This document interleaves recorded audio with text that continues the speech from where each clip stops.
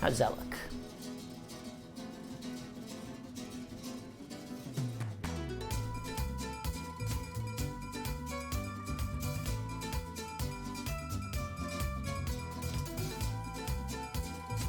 Let's go ahead and fade over. There we go. Might as well just dance for you guys for a while, actually. Forget even making the mayonnaise. I'm just gonna boogie for you guys to these fucking jams. Anyway, what's up, y'all? What's up, what's up, what's up? How you doing? How you feeling? How's your worlds, your universes, your friends, your family? Have I ever tried to make Zeppolis? What was that? Hold on, let me scroll the chat down. Zeppolis! What are Zeppolis? I've never heard of these. Tell me tales. Anyway, my hand tracking seems to be having a little bit of a problem tonight. I'm not sure what's up with that. So if my hands continue to not track, well, too bad. Anyway, what's up, y'all? What's up, yeah, what's up, what's up? Fried dough balls with powdered sugar? I'm sold. Perfect, that's all I've ever needed. Anyway, oh, is that a link? Oh, I'm sorry, I need to shut that off. If you pick one of the moderators who happens to be here right now, they will, they'll help you out. Anyway. Today, we're going to be making 3 things. We are going to be making, first and foremost, because it's the most important, it's the thing they haven't shut the fuck up about, some mayonnaise. Because we are using the mayonnaise as a dipping sauce for some stuff today, and as a cake ingredient for stuff on Wednesday. Good morning, it's time for mayonnaise. So true, truer than it has ever been. And then we are going to attack some veggies. And the veggies that we are going to attack, this, which TikTok is pretty sure I don't know what it is. I know what it is. It's an artichoke. Yeah, my hand citrus having a problem today, whatever. Whatever. And the other thing we are going to attack today, oh, they're falling apart a little bit, oh no. These mushrooms. Specifically, oyster mushrooms. Which, as you can see, grow in a funny clump. Let's flip them over so you guys can look at them from the front. There we go. Look at these guys. Look at these beautiful friends. The reason that I'm throwing them everywhere, we're making a mushroom disaster. There's already mushroom all over the table, and the mushroom is like the 3rd thing on the menu today. Me and my beautiful pangolin apple are gonna have so much fun. Anyway, mushrooms are tasty. I have weird vegetables because my mom signed me up for this like vegetable delivery service. And I got some normal vegetables, and I also got this fucking dragon egg, and I got some oyster mushrooms. And I thought, you know what?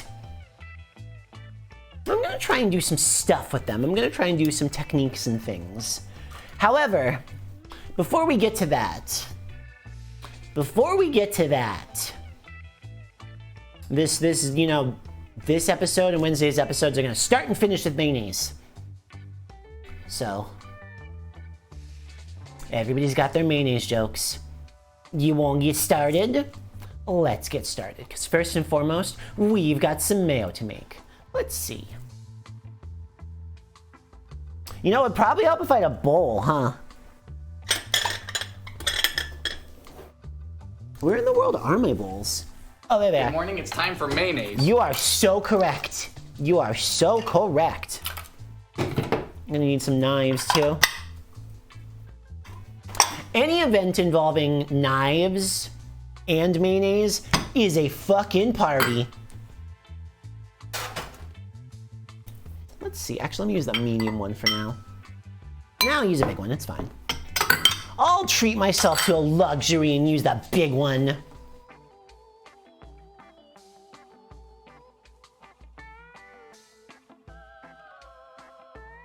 Oyster mushrooms come with like... It's okay, Iceberg Gaming, I'll look it up later. Don't worry about it.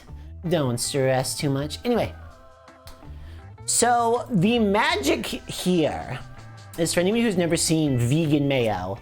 Let me send the camera over here so you guys can see what I'm up to from exciting other perspectives. Wow.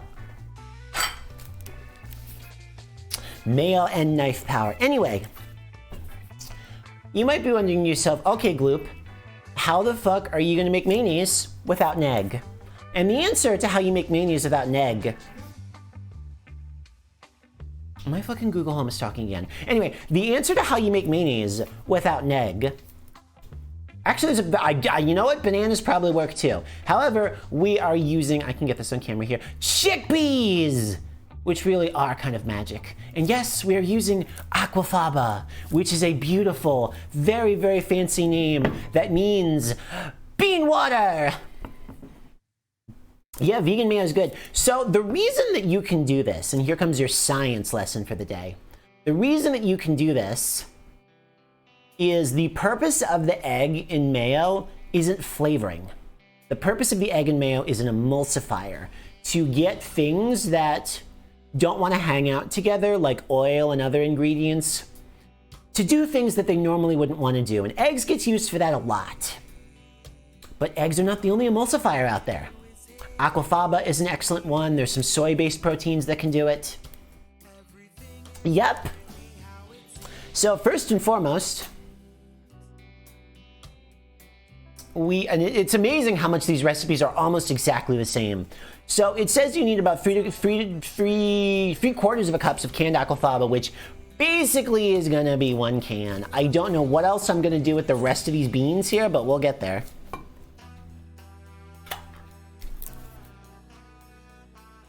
Here's our aquafaba. It's an upsetting color, but it's funny, it's a very useful substance. I have to be honest, it's already a little viscous. I didn't expect us to be this viscous early in the show, but we are! You know, actually, it's funny, I should have waited until after I opened this can to make soup. I wonder what I'm going to do with the rest of these beans. I might have to cook these beans into something on Wednesday in addition to the cake. If anybody has any fun chickpea recipes, I am all ears. Let's see, so now we need about a tablespoon of chickpeas. We're gonna add some of the chickpeas into the mayo itself, just to help with the texture. Where are my scoops? Where are my measuring cups? I know I grabbed them, where are they? Did I not grab my measuring cups? Okay, I didn't grab my measuring cups. All right, I gotta jump up for burgers. Burgers is a good idea. Anyway, I'm so sorry. I have to jump up already. We're so early in the stream and I have to jump up.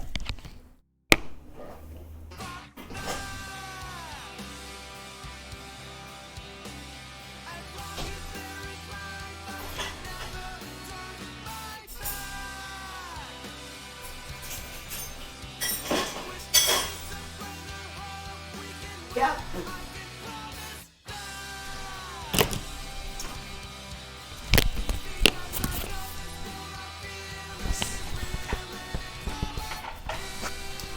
Someone's measuring cups were very, very helpfully still in the dishwasher. Ooh, chickpea curry is a wonderful idea.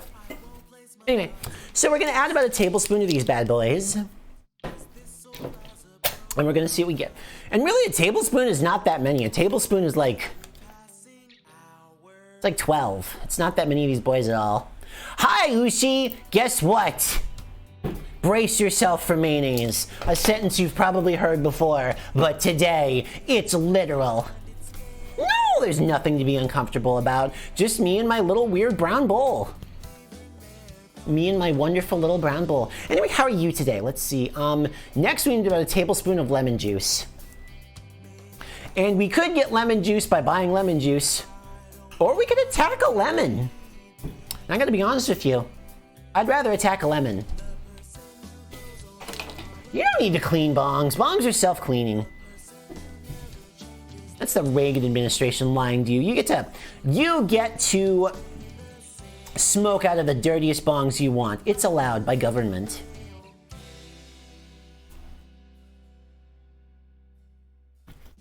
All right.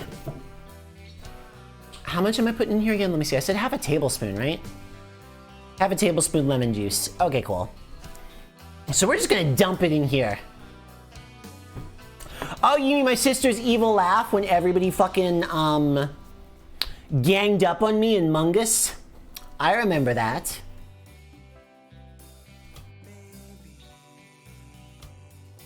I'm violently squeezing this. You know what? It's more fun than I thought it would be to violently crush a lemon. Thank you! I guess I too have been violently crushed. Also, we're gonna hang on to this because our next recipe has a practical application for it. So this is my friend now. And it'll sit over there, as friends do. Alright, let's see. What's up next? If I remember correctly, the ingredients list is pretty short here. Thank you for the banana to the face. Okay, the recipe calls for Dijon mustard here. However, considering we're gonna use this mayonnaise in a chocolate cake, I didn't want to put Dijon mustard in here. So what we're gonna do is we're gonna add just a little bit of white vinegar. Because I went and looked at the back of the Dijon mustard bottle and guess what? It's mostly white vinegar, so just a little bit of this. Just a little bit. Maybe like half a tablespoon.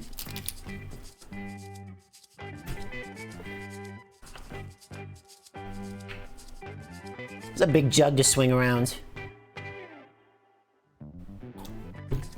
And that's it.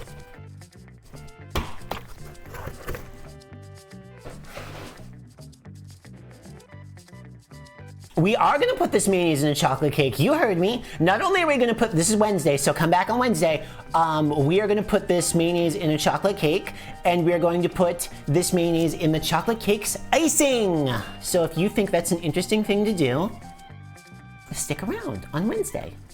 You heard me. Did I fucking stutter? Did I fucking stutter? And then I'm gonna bring it to my parents, so that way they have to suffer through this on Father's Day. Yeah, Reno is correct. Mayonnaise is primarily eggs and oil. And, much like the mayonnaise here, the purpose of the eggs in the cake is not flavor.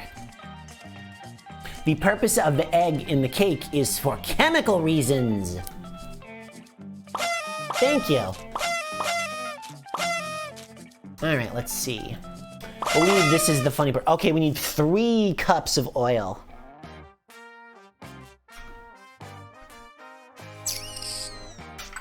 Which oil do I want to use for this?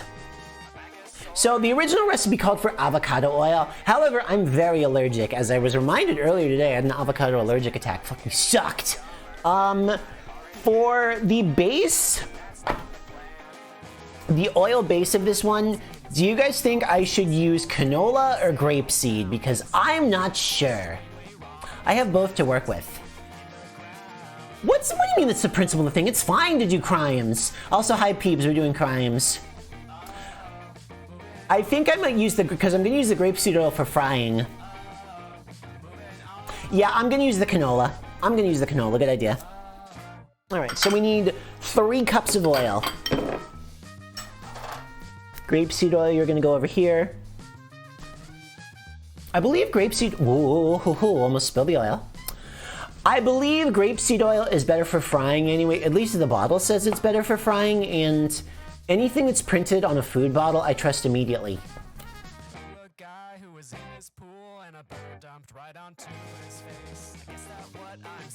I'm sorry, did the song just say a guy was in his pool and a bird pooped right onto his face? Good song. Where is... Didn't I have another measuring cup? Thought I had another measuring cup. But I might be hallucinating, as I often do. Yeah, that's the thing, is like I wanted to keep it neutral because I do have some olive oil as well, but when I looked online and talked about people doing this recipe, they said olive oil tends to have a strong taste in it. And yeah, I probably want to keep it to a neutral oil. So, actually, you know what? I can probably dump this in here and then reuse the same bowl for measuring. That way I have to do less dishes later. So here is this menacing appliance, which I'm gonna pan the other camera over to, because I don't think you guys can see it too well. It is here though. I'm glad that we're getting this beautiful, funky, fresh theme. This is theme song of Blender.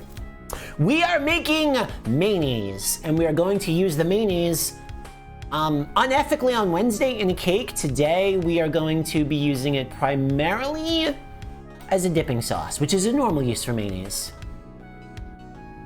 Anyway. Good morning, it's time for mayonnaise. Gonna go ahead and add all of our ingredients in here into the blender.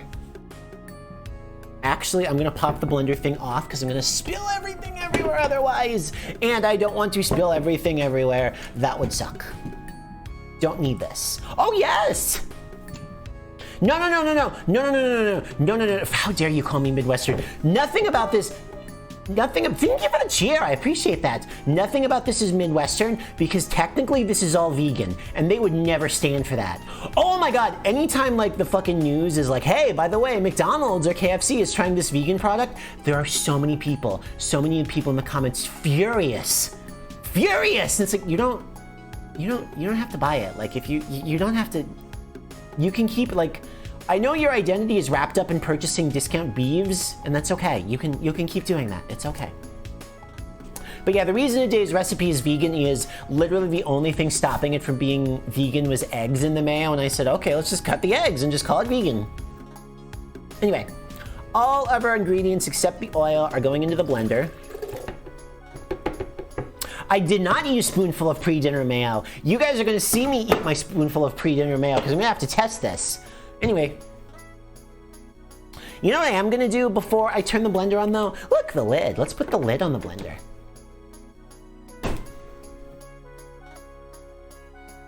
Blah, blah, blah, blah, blah. I knocked my camera. We're good. Never mind. The crisis is averted. Oh, here's my other I knew I had another measuring scoop. Yeah, no, so we're using, you have to use oil no matter what. We are using chickpea goop. Aquafaba is the technical term, but we are using the liquid from the can of chickpeas because believe it or not, it's an emulsifier. And my ex was vegan and when she would bake, she would do this all the time. All right, let me double check my recipe here real quick. Blend on high to liquefy the chickpeas. All right, cover your fucking ears, guys, because we're about to blend on high to liquefy these chickpeas, or this is about to go everywhere, which is gonna be hilarious. You used a nearly overripe avocado. This is not the blender zone, this is... Where the fuck are my legs? I'm gonna eat this. I'm gonna pick at this like a crab.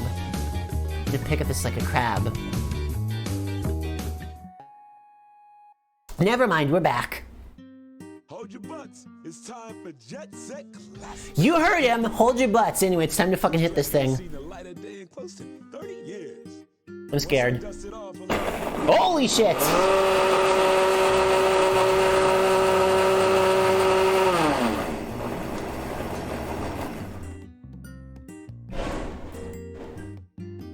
I dare say the chickpeas are gone.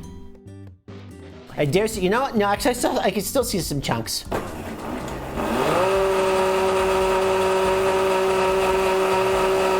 They're dead! They're dead! We've killed chickpeas! I'm so happy that chickpeas are destroyed. So now for the second step, we need to add a bunch of oil, and we need to add 3 cups. So I'm gonna go ahead and parse that out real quick. Let's see, it's a half a cup. So I need to do this 6 times. I can't believe that chickpeas are extinct and Gloop just put the last 12 in the blender.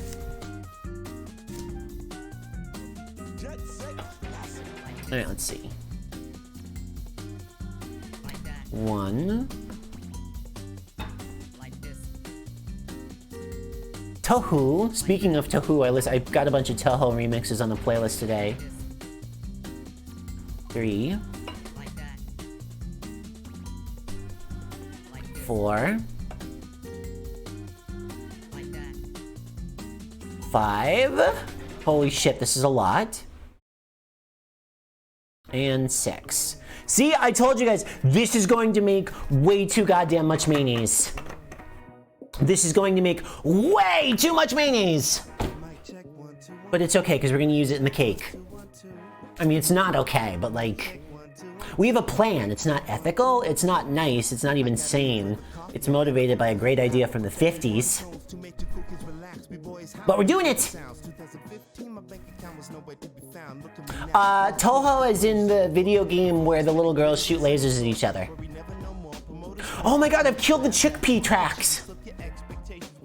All right, let's see. Our instructions here are to set it to medium low and then slowly pour it in, and it's going to change in texture as it goes along.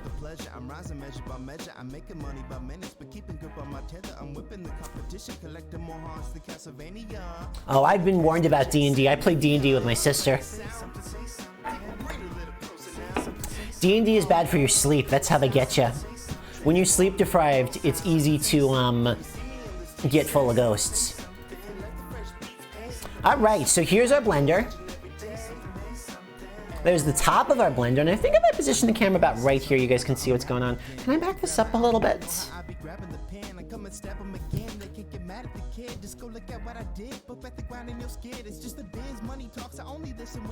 That's what we're gonna do. And you can even see the monitor a little bit for a beautiful behind-the-scenes look at Gloop's show, where she uses OBS and stacks her stuff on boxes. This box, by the way, that you can see here, fun Gloop fact, it's full of GameCube.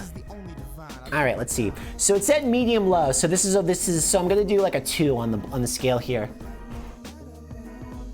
And slowly but sure, this is so much fucking mayonnaise. You know what I'm gonna do? I'm not gonna scoop. I'm not gonna put this whole big ass bowl in there at once. I'm not gonna try and pick this up. I'm gonna scoop. I'm gonna scoop and pour and scoop and pour and scoop and pour. Does that make sense? Who knows? Who cares? I've never made mayonnaise before. I've made crimes before. But it's okay.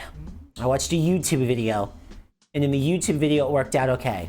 So if it worked okay in the YouTube video, it's gonna work okay for us. Jesus Christ!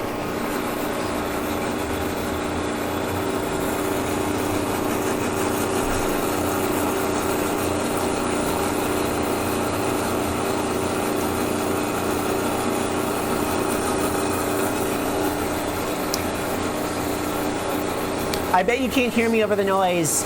I am occasionally vegan.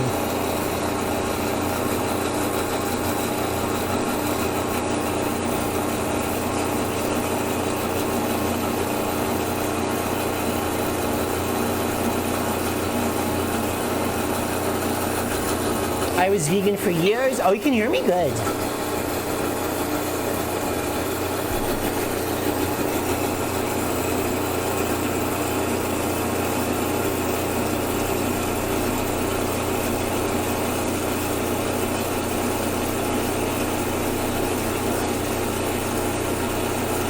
I have to be honest, I don't know what I'm listening for.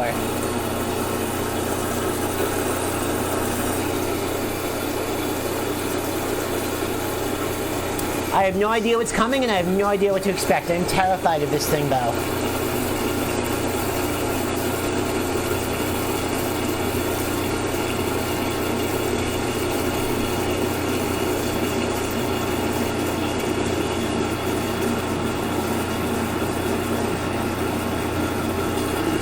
It does sound like it's thickening up, though. It sounds different.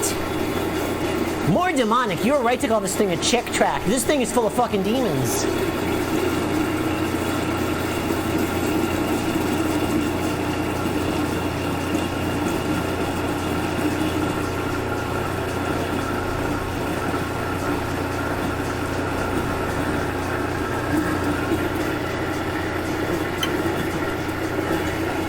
This blender is shaking like it's going to explode.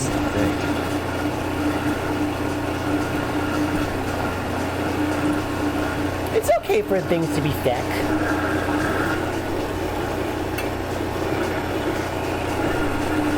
I've managed to get oil everywhere in the process, which is a big plus.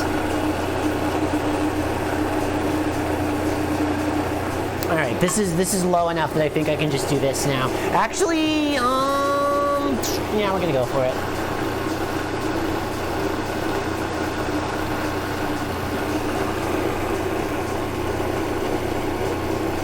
Oh, I missed completely.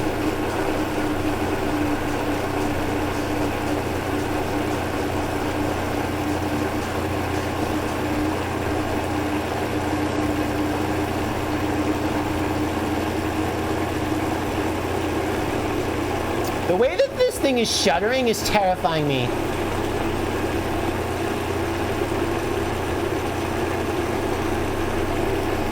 Blah! It's become slick for some reason. It's almost as if it's covered in oil. Yeah, I really do need to invest in a Pyrex pitcher thingy.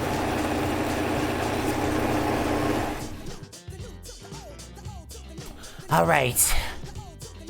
Either this is full of mayonnaise or a demon.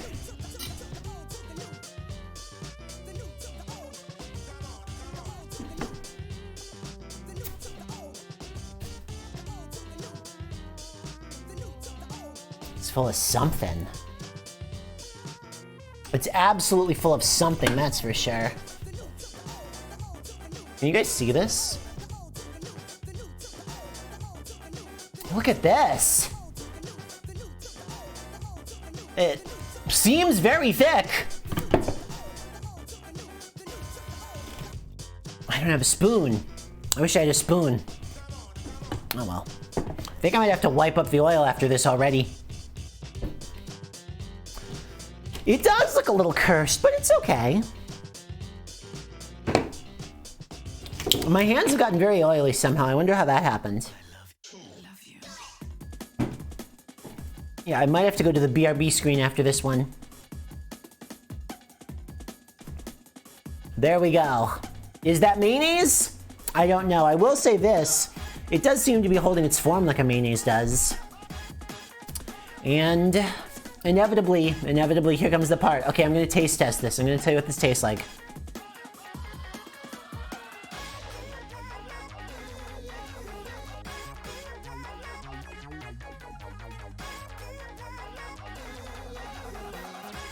I think it needs to spin for a little longer, and I think it needs salt. That being said, this is mayonnaise. This is mayonnaise. I'm gonna let it spin for a little bit longer.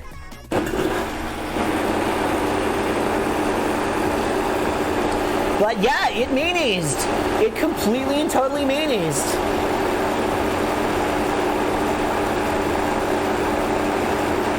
God bless us all, it actually did mayonnaise.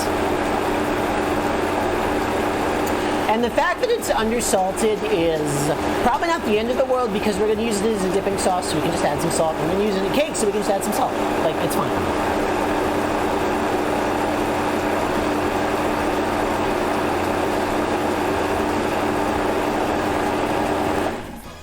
All right, let's see what the hell's in here now. Oh my god, I'm gonna have to degrease this whole workspace before we move on. The inside, really, the fact that it's holding the shape from, yeah, do you guys see on the camera how it's holding the shape from getting spun around? I think that's a good sign. Yeah, my gloves are fucking drenched. I am going to dispose of my gloves after this. Let's see what the... Actually, let me turn the camera so you guys can see. Gonna grease the camera in the process, but c'est la vie. So yeah, here's what we got. As you can see, very thick. Very upsetting to look upon. However, this is what mayonnaise is supposed to look like. Yeah, as I'm sloshing it around in here, which I have to admit, sloshing it around in here is really more fun than it should be. It moves like mayonnaise. I just don't know how to say goodbye. It moves like mayonnaise. And I'm gonna go ahead and I'm gonna wipe a little bit on my finger and I'll tell you if that helped or anything.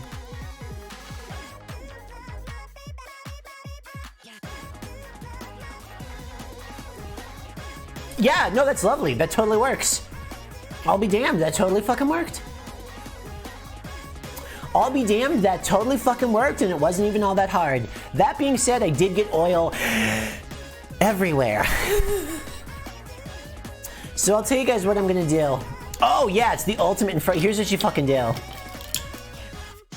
I didn't even have a spoon. I'm like, I'll scoop out a big scoop of it just for funny. And it's like, I don't even want to scoop out a big scoop of it for as a joke. But yeah, it sits in there the way Mayo does. It's got that wonderful upsetting glorpiness that mayonnaise has. But it worked. It worked, it worked, it worked, it worked. I am clearly, though, going to have to de-oil my workspace before we continue on. But that's a small price to pay for mayonnaise.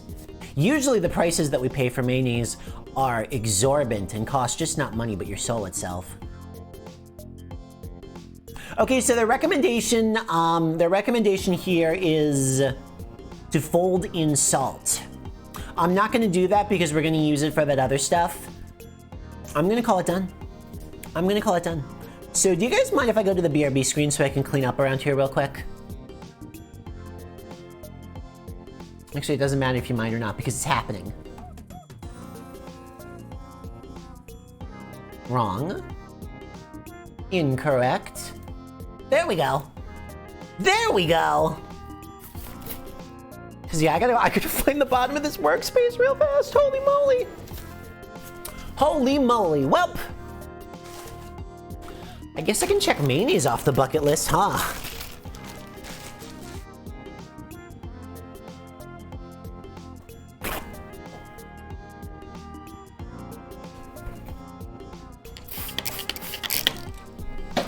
Incredible. And very, very, very messy. I'm sorry, Tanya. I'm sorry.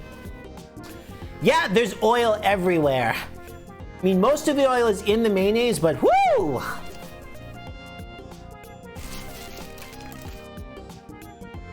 I think some of these extra oily dishes I'm just gonna put in a bag and deal with later.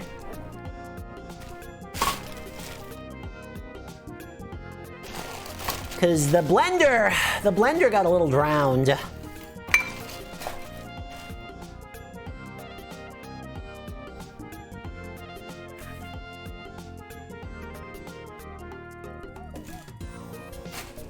I will say, having had some of it without any extra salt or anything in it, it's an incredibly neutral flavor. Like, I wouldn't want to put this mayonnaise on like a sandwich or anything. Like, I feel like it would need like a little Dijon mustard or some other seasonings in there to be like a good sandwich mayo. That being said, using this as a cooking ingredient or doing what I'm gonna do later in the show, which is mix this with a little bit of sriracha to make a dipping sauce, that's gonna work fantastic.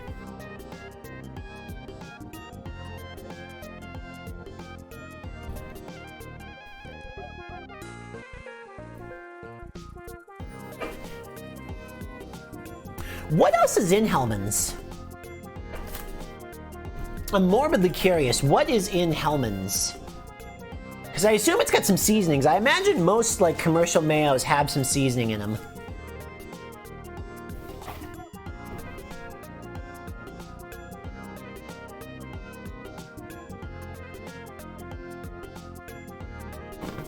Magic is fair. I was thinking like paprika might be in it, but I'll go with magic. I like the magic answer.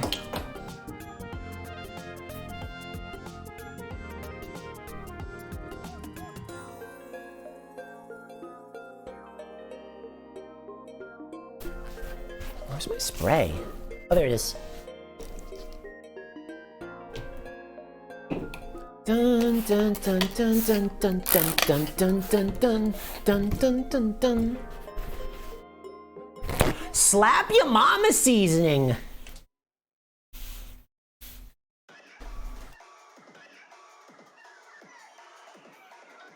Slap your mama seasoning is a good name for a seasoning.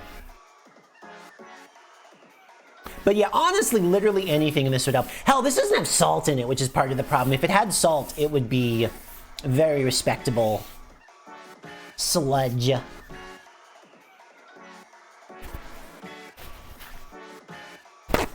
I gotta imagine that it's pretty common to put MSG in mayo to start with. Like, that makes complete sense to me as something that we already, you know, just do.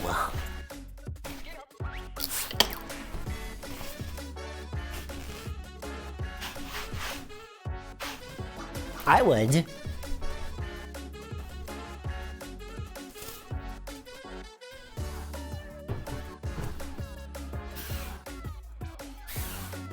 I'm sure the sound effects of me cleaning up my workspace are fascinating to listen to as well. Oh, everything's shiny. Oh, this is why I put plastic down. Woo! All right, I'm gonna pop my headphones off for a moment. Yeah, vinegar, lemon juice, and salt is... That sounds right. Anyway, I'm gonna jump up for a second because I'm gonna put the blender away. We don't need the blender at this point.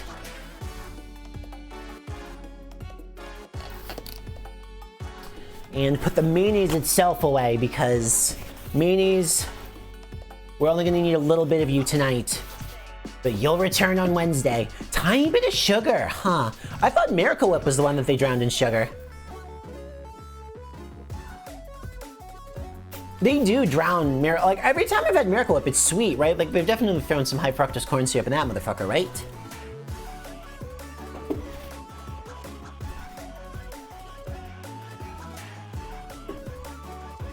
All right, headphones off for the moment.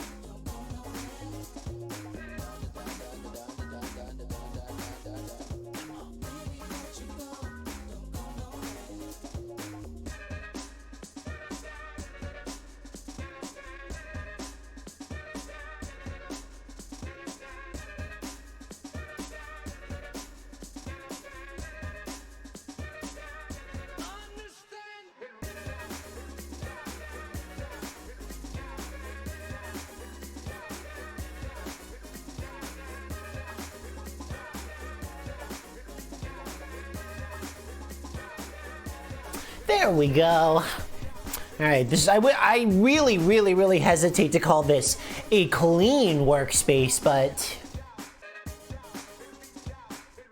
let's go with serviceable. It's a serviceable workspace. How about that?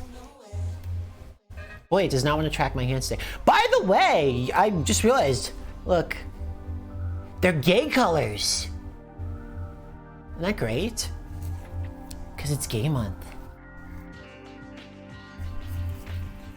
And me, I'm pretty gay. Double stacked gayness. How does that work? Don't worry about it. Okay, good, my microphone is on. Anyway, now that I'm back, I'm gonna tell you what's coming up next. We're gonna be doing two things. Both of them are gonna get deep fried, which is fun.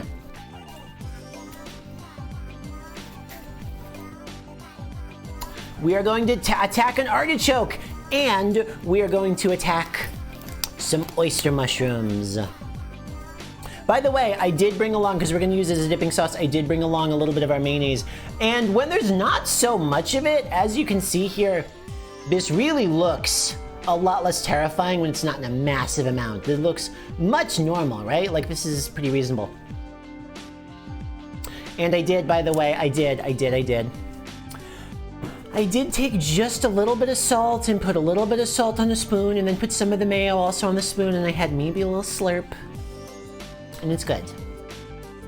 It worked. In fact, I would go so far as to say that I'm really happy that all this is going in a cake, because this is fucking yummy, and if it hung out at my house, I would eat it. And if I ate it, that would mean that I ate like 6 entire cups of canola oil. And I don't need to do that. I just don't need to do that. It's too much fucking canola oil. Let's see. So our other 2 ingredients that we're going to be attacking today is we're going to try and do some fried artichoke in what is known as a blooming artichoke, and I believe that in order to call it the blooming artichoke, we are not stealing, this is not stolen valor from the Chili's bloomin' onion, the Outback bloomin' onion. This is a recipe. It is called believe it or not, this is a Roman recipe. It's an Italian recipe. But it is called Jewish style deep fried Roman artichokes, which is a fascinating title, and it comes from the history of the dish because it was made by the Jewish population in Rome after they had turned Catholic. So there you go. Now, I have never cut up an artichoke before, so this is going to be a little bit hilarious to watch. So as that painstaking process unfolds, we're going to get our oil go. Whoa, mamma mia. See, I've already turned Italian, I'm saying mamma mia. Anyway, as we get our process going here, I do need to get my oil going as well. Let's see, how much oil do we need to use? 2 cups and 2 cups. So what is interesting about this recipe is this recipe calls for remarkably little seasoning. And I'm gonna trust them that this recipe doesn't need a lot of seasoning because this is an Italian recipe. And Italians don't shy away from seasoning. So the fact that they're like, listen, you're gonna taste the olive oil it fries in, you're gonna taste the salt you put on it, that's all you need, is really fascinating and very brave, so we're gonna try that. Because yeah, our fry oil is gonna be some olive oil for a little bit of flavor, and some... Actually, can I still use some of this canola oil? Yeah, I can probably use some of this canola oil. We're gonna go splitsies. It said 2 cups and 2 cups. I don't think this one's an exact science. We'll find out. Cool.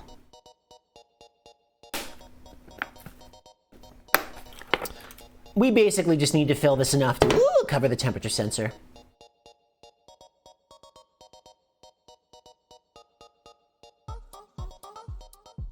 Rapidly running out of oil here.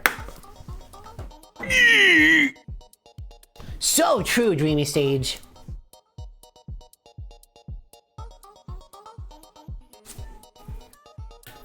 All right, here's our other beast that we're gonna use. Some good old-fashioned EVOO. There's a top you have to pull. I'm like, why is it not pouring? Why is it not pouring? Because there's a top thing you gotta pull out. Duh. Please, friend. Please, my beautiful friend. There we go.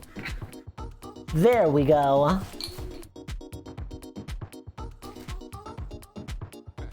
That was very absent-minded of me. I just threw out the cap. Whoopsie.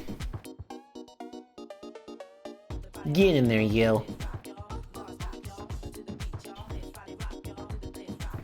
Please, my friend. Boy, this has been one of the oiliest shows I have ever done. By far! I think I'm gonna end up using most of it.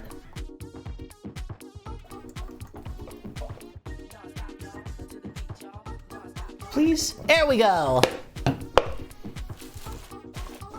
Alright, I guess it doesn't matter that I lost the cap because we used all the fucking olive oil. Anyway.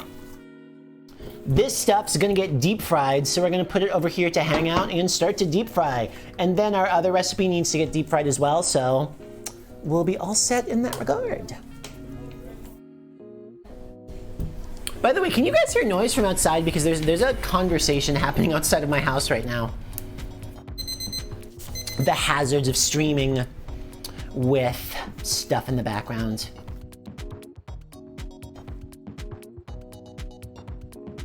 There we go. And we have our safety device, extremely important.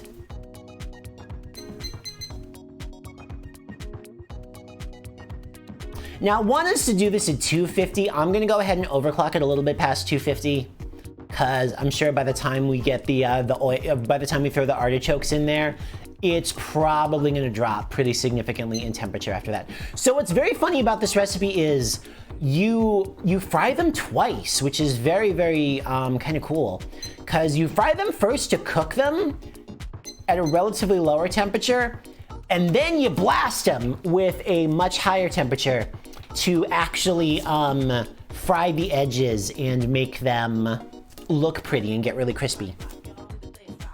And the other thing that is going to be happening along the way here is, as we cut our artichoke, the instructions say we need to rub a lemon on it so it doesn't oxidize, which is cool.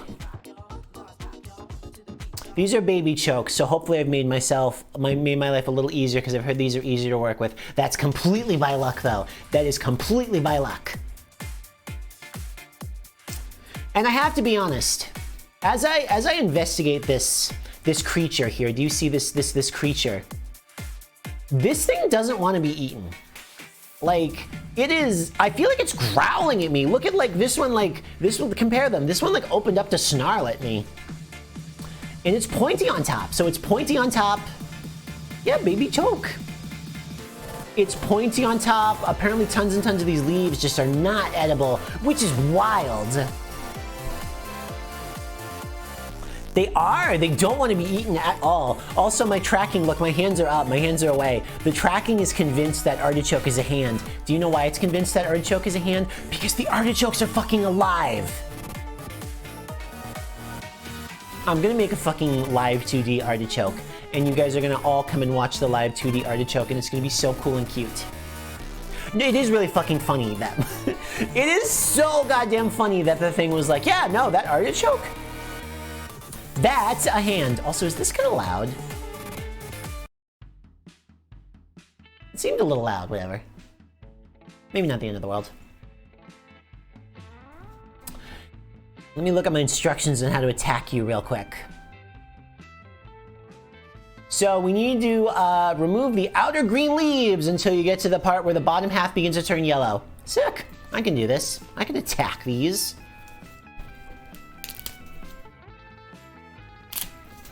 It was so funny when I watched the YouTube video of this, I'm like, this guy spends forever attacking this thing.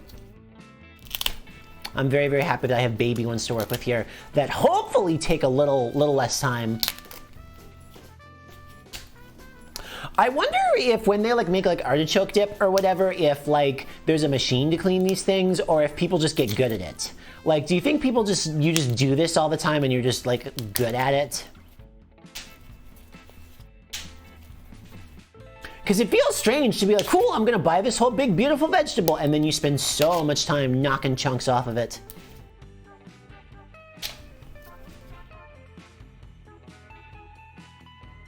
Let's see, I'm looking for nice beautiful yellow flesh here. I don't think we're there yet. I think I need to pull one more layer out. So, Reno, do you happen to know what eats these? What in the wild is yum, I want to eat me some artichoke?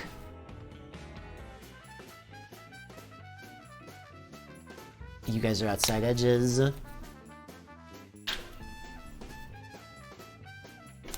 There we go. So far, so good. Now, what's step number 2 here?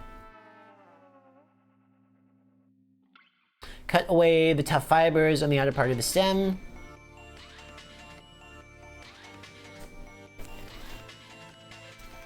Now we get to attack the bottom with a knife. I'm so excited for the part of the show where I get to wield a knife. She says as she knocks shit asunder. Grazing mammals, that makes sense. So here's what we're looking for. I'm gonna hold it up to the camera so y'all can see. Check out this, check out the bottom here. You can clearly tell what is and is not edible. That center there is nice and yellow, sized for deliciousness. Bats? You know what? I'm willing to accept that it's bats. I want it to be bats.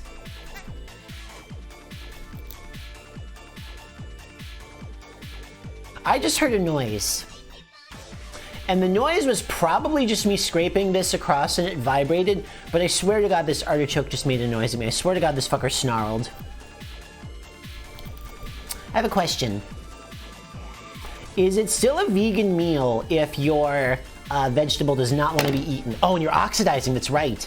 It's so funny, I cut this and almost immediately I saw the underside oxidizing. They were not kidding about having to rub a lemon on this as you go. That's wild. It made noise again! It made noise again! I am going completely insane. I'm going completely insane. I'm going completely fucking insane. But this artichoke made noise at me.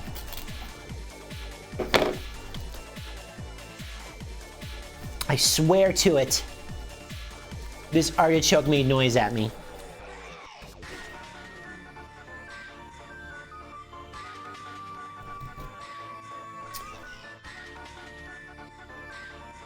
Would you guys believe me if I... What if I've encountered the first artichoke to reach the Stone Age? The first artichoke to have feelings. Feelings like don't eat me.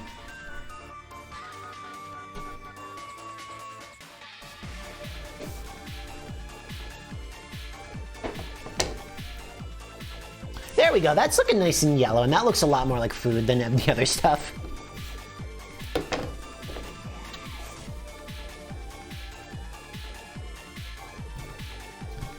I would be fascinated to know, if anybody does know the history, I'm all ears, how did humanity start even preparing these things? Because it must have been originally an act of desperation, because it's not something that looks exceptionally edible, and it's not something that's easy to get into. Like, I noticed that when I got my big delivery of veggies, that, like, there were so many other wonderful things in there, like, you know, gourds and potatoes and other things that just, you know, aren't an adventure to get into. But this is work.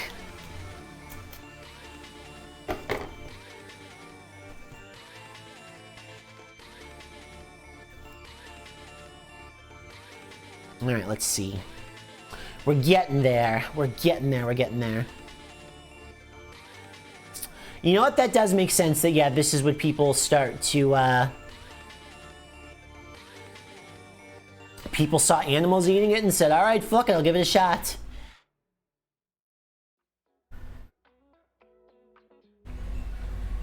All right. So now the directions say that what we have to do to this thing is not unlike sharpening a pencil, which is wild. Are these outer layers still? We'll see what we manage to get to.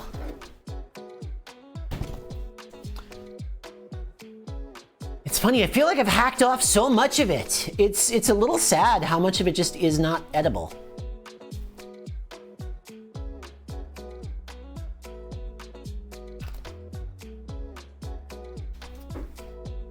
Is my knife just not all that sharp? Is that my problem here? Mamma mia! How do people eat you? We're not. We're tossing them. This veggie is winning. This veggie is tougher than my knife is sharp. Do I have any other knives to hit you with? Holy Moses. It's thick. It is thick. Well, you know what? I wonder if I should try that. So when you say scrape the bottom, let me see if I can scrape one here. Are you talking like this beautiful like white bit down here? Like is that what I want to try and scrape off here? Because there's not much to it because it's a baby choke. Fascinating. I'm gonna not give up. I'm gonna stick with the recipe strategy a little bit longer here and try to sharpen this like a pencil. But woof, it does not want to. Yeah, no, it's not good raw. Oh, because you have to steam them. Duh! I missed the part where you said you had to steam them. Duh, Gloop, reading comprehension, honey.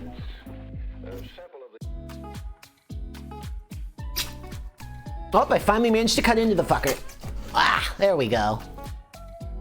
There we go. All right, that's looking correct. That's looking correct.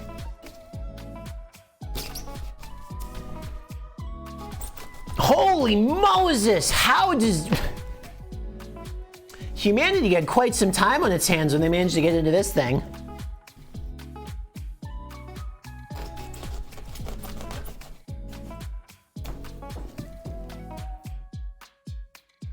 Okay, you heard it squeak too, right? You heard it squeak too, right? Like, I feel guilty about this. I really feel like I'm doing something wrong here. I mean, both technique-wise and morally, I feel like I'm doing something wrong here. I really, really, really do.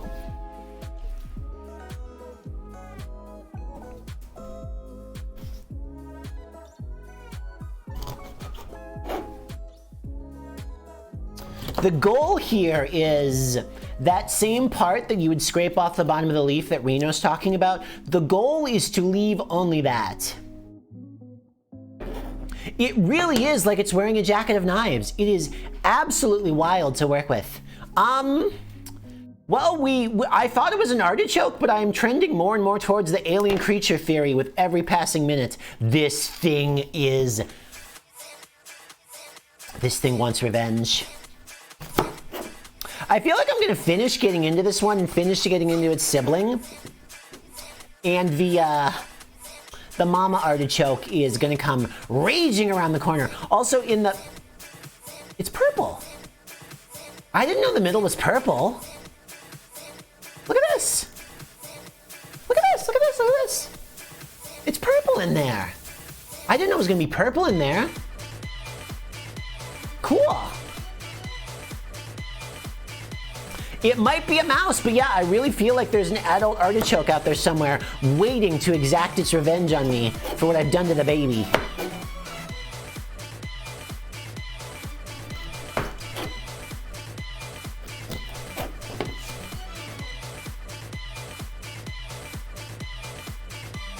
Okay, I will say the other thing that makes sense about this recipe is the videos I saw of this recipe where people did it, they did it with an adult. And I think this recipe makes more sense with an adult artichoke because there's a much bigger ring to it. That being said, this was a windfall vegetable. I didn't know I was gonna have this.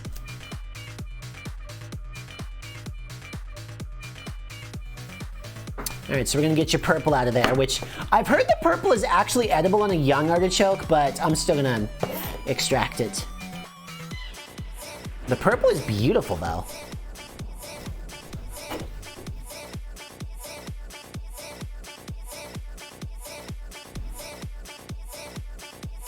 There's so much purple in here too. Why is there so much purple? There's a beautiful purple flower in here. Just a lovely purple flower in here that is just completely concealed by 10 million layers of bullshit and violence. You know, this artichoke really, it's a metaphor for us as humans, because us too, deep at our core, is something beautiful. And what surrounds it? 10 million layers of fucking bullshit. Not because we want to grow a million layers of bullshit, but because we need it to survive. And also, like artichokes, we're fucking delicious fried in oil for 10 to 15 minutes. And oil's heating up, by the way, so I gotta work quick. She says as she continues to not work quick. As this is going, I think I have a little bit more confidence about the other recipe we're gonna do today. So the other recipe we're gonna do today with the oyster mushrooms, gonna be a little bit more like battered and fried chicken, but with mushrooms. I mean, listen, you bread it and you deep fry it, how bad can it be? All right, this is as good as we're gonna get. This is as good as we're gonna get. As my junior artichoke carving skills say, that's as good as we're gonna get. Let me get rid of all this. Hey, this bag is full of oil. My garbage bag is full of oil for some reason. I wonder how that happens.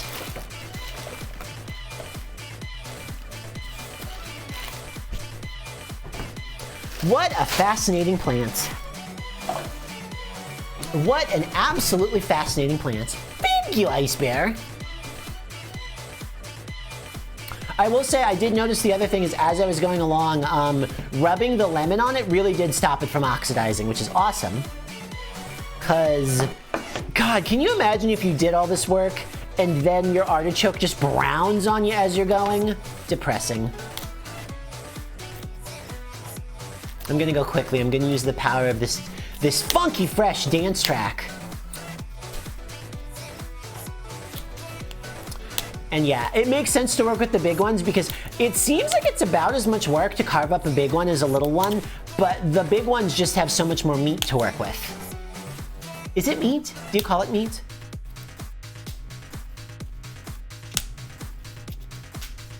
It feels weird to call something inside of a vegetable meat. That being said, it seems meaty to me.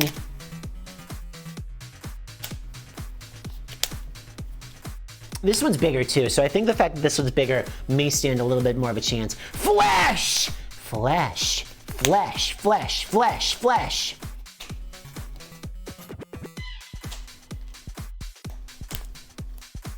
I'm sorry for chanting flesh, flesh, flesh at you. So I started chanting flesh, flesh, flesh at this thing, and that got me poked. I got poked as I was working. Which I'm going to interpret as this thing striking back for me chanting flesh, flesh, flesh at it. What would you do if you went to a restaurant and it was you were having a wonderful time at this restaurant? You had, hi sweet bun, you're at this restaurant and you're having like 5-star experience, like the staff is wonderful and so attentive. Everything that comes out of the kitchen is just perfect. You've never had better food. And you decide you gotta go to the restroom, and on your way to the restroom, you walk past the kitchen, and all of the staff in the kitchen are going, flesh, flesh, flesh, flesh, flesh, flesh, flesh. And like they're working, like they're all moving really fast, the kitchen people do, carving things, frying things, but they're all just chanting flesh, flesh, flesh in unison. Would you sit back down and enjoy the rest of your meal? Would you question it? What would you do?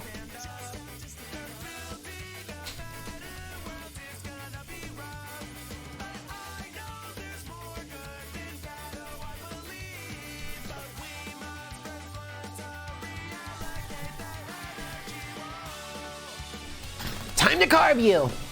Now I can use violence upon you. You'd sit back and enjoy it? I respect that. I respect that immensely.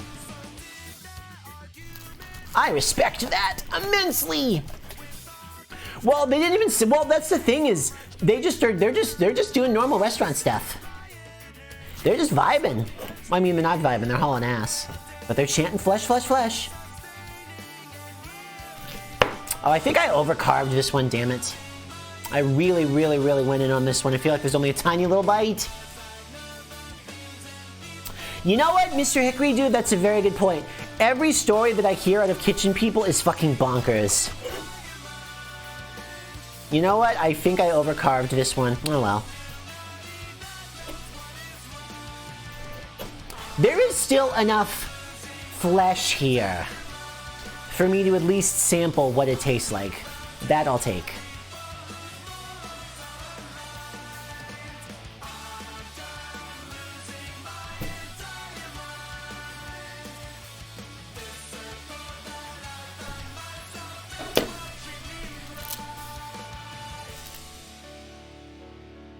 Yeah, every time I hear a story about restaurant kitchen people, they are bonkers. I think you have to be a little bonkers to work in a kitchen, and I think if you are not already bonkers, it will make you bonkers. I understand why substance abuse problems are so common in kitchens. All right, you're close. You're close. So much work for this tiny little bite of food! You know, sometimes when I stream, like, I'm worried, like, oh no, I don't want to have a bunch of I don't have a bunch of, like, extra servings out here just for me. Either I'll eat them all and feel yucky, or they'll go bad. I don't think I'm gonna have too much artichoke left over. And I'm sure an expert artichoke carver could have saved more than I did. But I saved enough. I bet that this recipe must work better with big ones. It just must work better with big ones. And just on cue, our oil needs to be 250 for this recipe. It is at 276. So we're gonna go ahead and drop these in, and we're gonna find out what happens.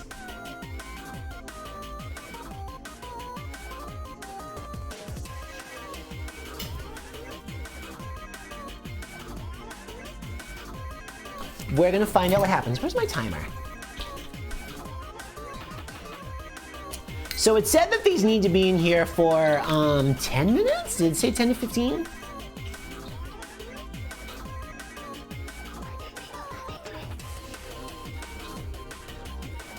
"10 to 15 minutes. So these being small, I'm gonna err on the side of 10.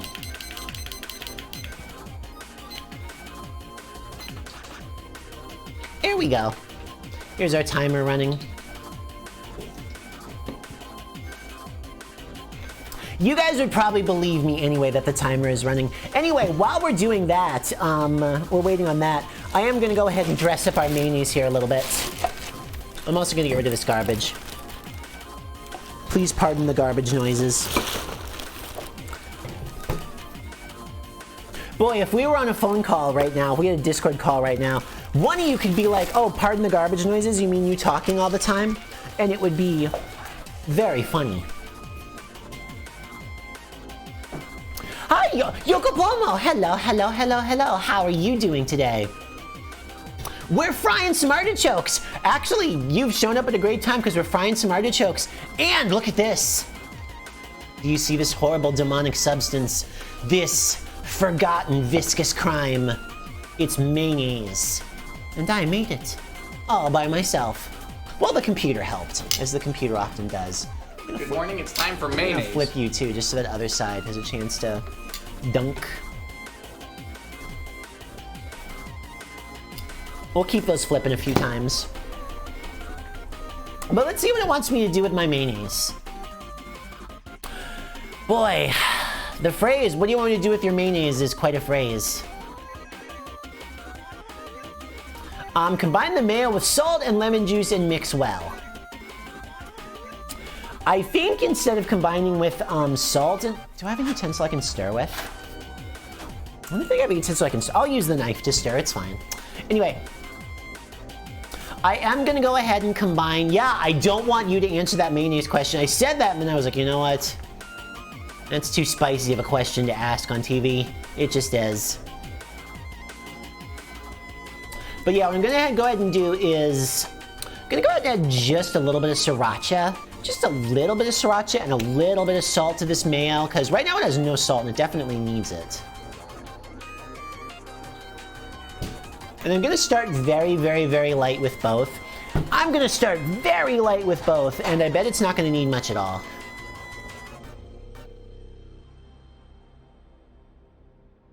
Hypothetically though, Yokopomo, how would you answer that question?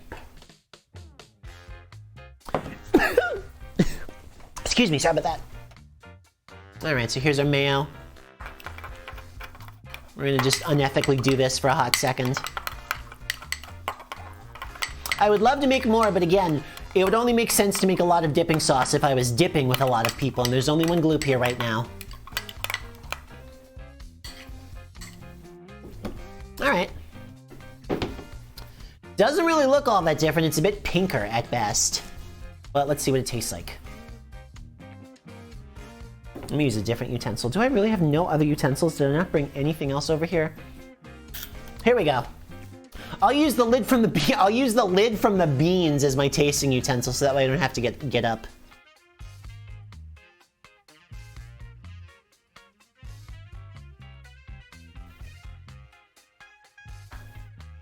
Hell yeah, you know what? That does need a little more sriracha. Just a little more sriracha. Just so the heat and garlic are really present.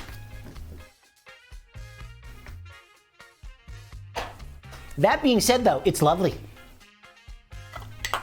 Absolutely delightful. And it's going to taste very good with the foods of today. Real dunk energy on this one. All right, so here we go. Here's our dipping sauce. It's now the fresh mayonnaise mixed with some sriracha. Doesn't look all that different.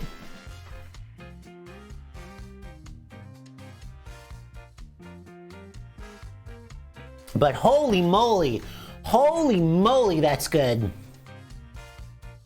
Guess what? Pure oil plus sriracha is fucking incredible. Fresh mayonnaise is absolutely delightful. Yeah, it's my stirring knife now. Oh well. God, that's so good though. Oh no, that is, yeah, it is. It really is so much better than, let me flip you. So much better than, off the shelf, mayonnaise. How much time do we have left on you? 5 minutes, so those boys have to hang out in there for a little while longer. Can I put you face down? Do you want to hang out face down? Yeah, you do. You're gonna hang out face down for a second. Because yeah, the strategy here is we want these to cook in the oil to have them cook through. And then once they're done, then we are going to flash fry them in much hotter oil. And we'll see how they taste. And otherwise, the seasonings on this are very limited. They get cooked in olive oil, you put a little salt on them, you're done. That's all they need. Maybe, you know what, maybe while I have a second, maybe I should jump up and grab some knives and spoons, because those are gonna take a second. I'm gonna go to the BRB screen real quick.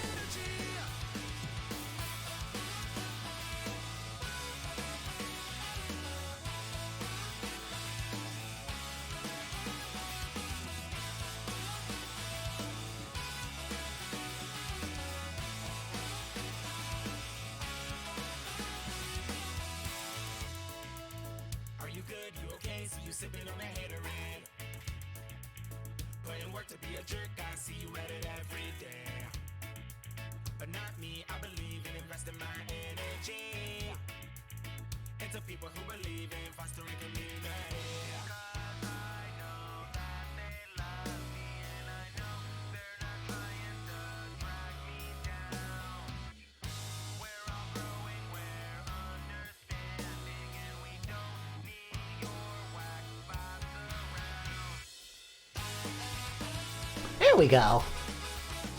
What's up? I'm back.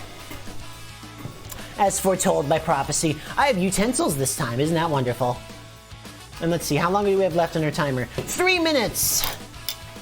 I'm gonna give you a flipsy, flip you the other way around, I think. And then how's this one doing? There we go. I have not made homemade artichoke, but I have not. How do you make homemade artichoke dip? Because I'm very curious how it tastes.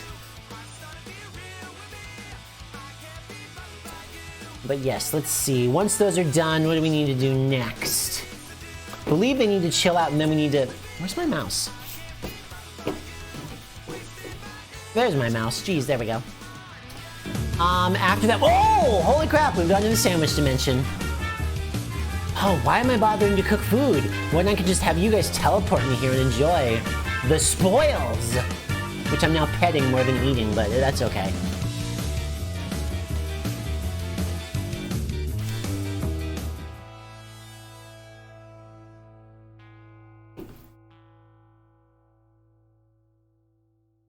But yeah, my experience with artichokes has been very limited. I feel like I tried them when I was little and decided I didn't like them and then really have never returned to them since.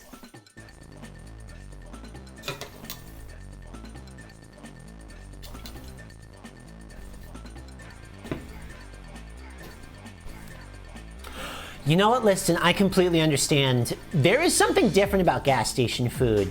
And I think it might just be psychological. I think it's like you had a road trip that was going too long and you felt shitty and you were desperate for food and you had like a gas station pastrami and that shit hit. But gas station food is so good. It is the danger. The danger element is very important.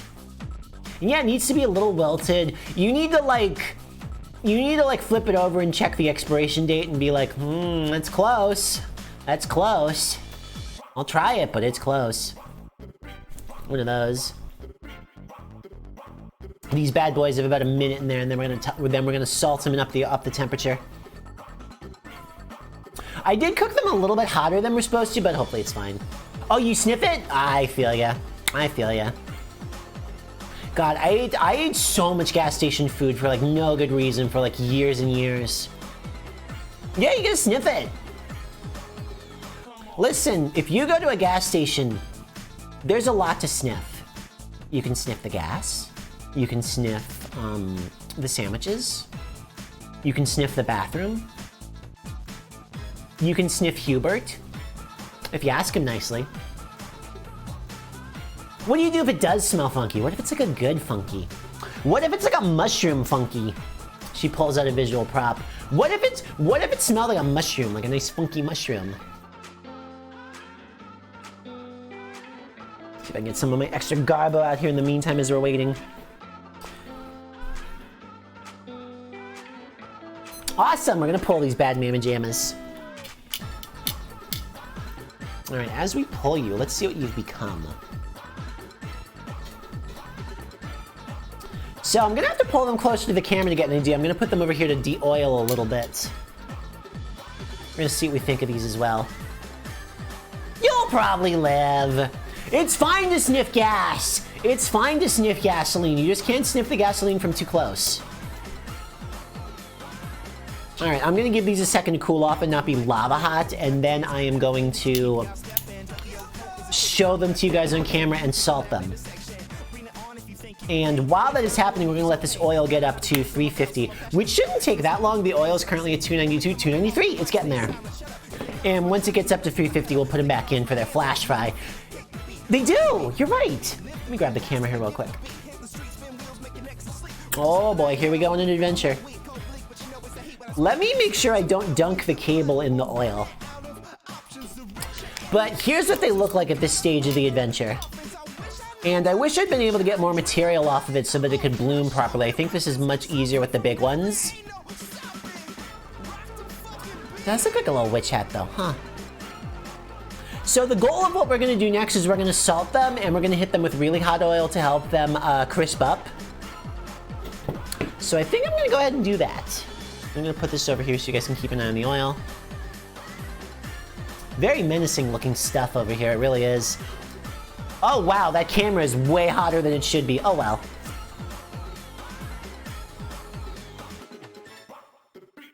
Alright, let's see. They're definitely cooked through, for sure they are cooked through, because I just poked them and they are soft. They are very soft. Oh, you want to do... Finally someone else. Finally, I've wanted my whole life to deep fry the Pope. I've wanted my whole life to deep fry the Pope. I want to get revenge for what he did to me at the Sistine Chapel. That's true, by the way. I do want to get revenge for what he did to me at the Sistine Chapel. That isn't like a Gloop story. That isn't like a fake Gloop story. That's a real Gloop story.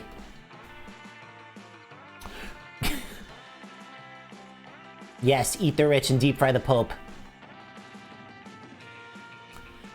But here's the... No, okay, so here's the thing. A few years ago, closer to a decade ago. Whatever, it doesn't fucking matter for this story. It doesn't matter for this story. But a few years ago, I went to Rome. Excellent. Lurid Rose, thank you so much for the follow. Lurid Rose walks in the door and sees me... Shut the fuck up. Lurid Rose walks in the door and sees me deep frying things and insulting the Pope and is like, I'm here! I'm ready for this! Anyway, so the story that happened with the Pope is we toured the Vatican because we went on vacation to Italy and it was lovely. I ate a lot of fucking good pasta. And we get into the Sistine Chapel, which was great, by the way. I love the Sistine Chapel. So many dicks painted on the wall, which is, listen, oh, it's so stupid. I draw a bunch of dicks and Twitter calls it NSFW, but apparently if you're Michelangelo, you get commissioned by the Pope. Unbelievable. Anyway, we're in the Sistine Chapel observing it, and the tour like keeps people moving. There's like a constant conveyor belt of people moving through the Vatican. But then the Pope decides he's going to give a speech. And when he gives a speech, his little speech platform is next to the Sistine Chapel. So they close the door. So his whole time, he gives the speech for like 45 minutes. People are still coming in. So we are trapped in the Sistine Chapel with no exit as people continue to pour into the entrance and just get stuck. And it sucked. I suffered. Which I guess is typical for... I talk about Catholicism a lot, but like, holy shit, I got stuck with the Pope. Anyway, what I'm gonna do now is our silly little witch hats over here. Let's show it on camera. Ooh, there we go. I'm gonna salt them, and we're gonna dunk them in the very hot oil.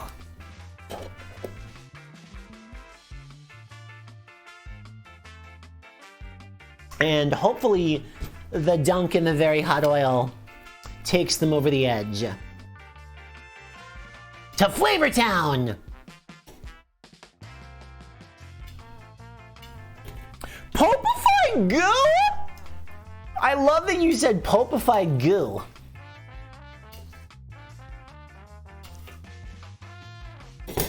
You know how orange juice says no pulp, some pulp, lots of pulp? If you liquefy the occupants of the Vatican and then jar it, that's what the containers say. One says no pope, one says some pope, one says lots of pope. Pulp Fiction? Nah, Pulp Fiction. I want to watch the Pope overdose. That's a thing to have a recording of me. If I could travel back in time and give my... like 15-year-old freshman, sophomore year of high school self anything, it would be the recording of me as a gay transgender anime girl going, I want to liquefy the Pope and overdose him. I would give myself those 30 seconds and nothing else. Nothing else. God, how long am I supposed to cook this for? I wasn't even paying attention. I was so laser focused on insulting the Pope. Fry until the leaves get crispy. Push down on them? Okay, cool. Push down on them? You got it. I'm gonna push down on them. Listen, I've needed revenge on the Pope for a lot of things. This is one of them too.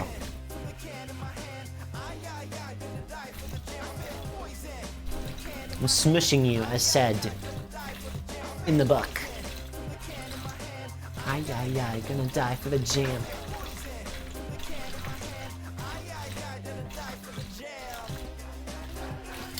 Let's squish the other one. Actually, it's funny. These are very little, but it looks like they have started to bloom a little bit as the directions indicated they could.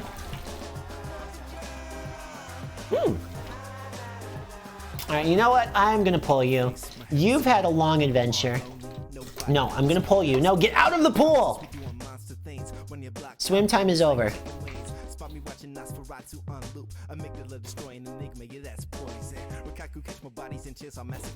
Put you over there. Where's this other one? Come here. Come here. Oh, you're over here.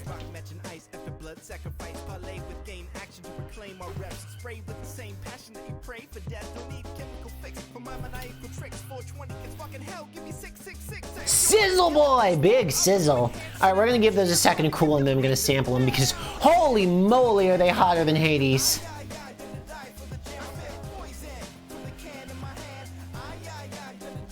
Ow, hot oil on your hand hurts, by the way. Don't do that. Listen, I love any plan that goes step 1, pulp the Pope.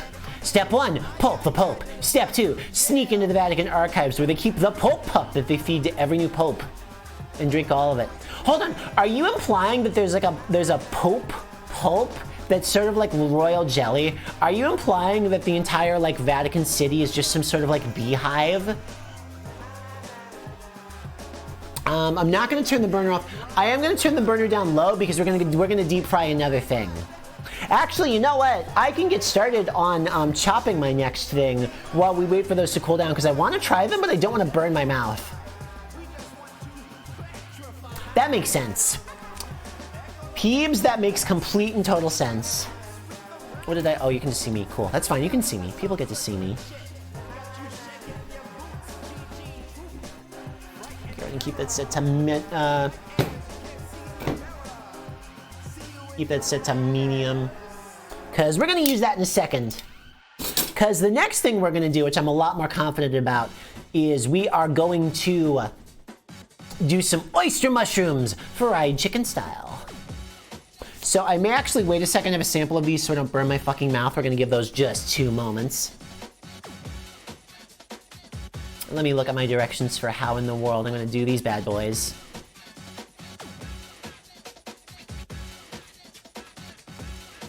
All right, let's see. So we need to prepare. Actually, no, let me just chop them real quick. Before I get into that, let me chop and chunk these guys because they're gonna need to be chopped and chunked. There's some chunks. It's funny, I actually really enjoy oyster mushrooms already. They're very delicious. I feel like white button mushrooms end up stealing the spotlight. White button mushrooms are like the least exciting mushroom by far. By far!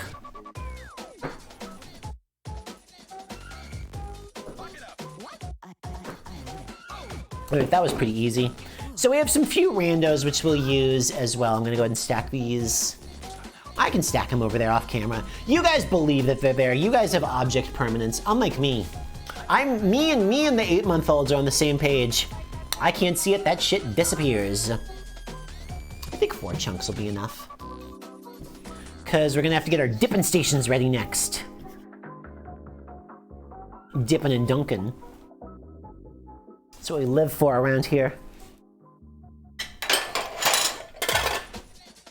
If you guys checked my my like Tinder profile, like my dating website, and like listed as an interest, it was like dipping sauces, and like hobbies, it was like dunking in the dipping sauces. Would you find that attractive? This is hypothetical. I don't have that on my pages right now.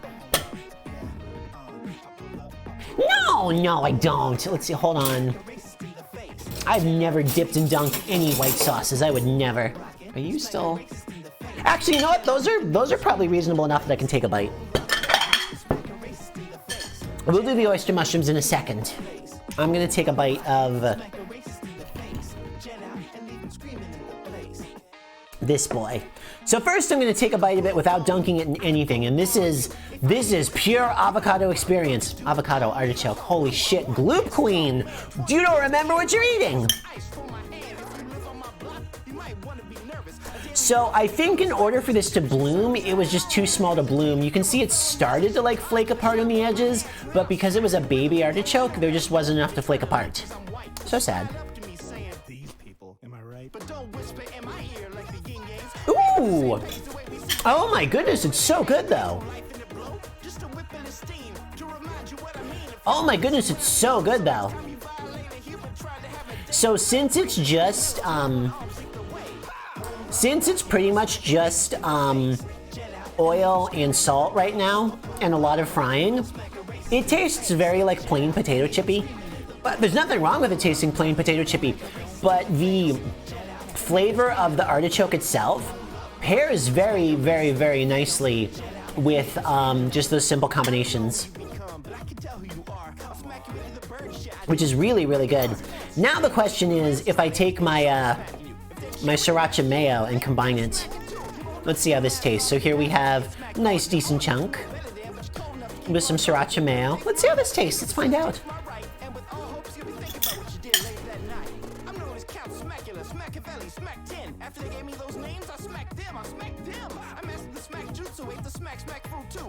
I have terrible news. It's fucking delightful.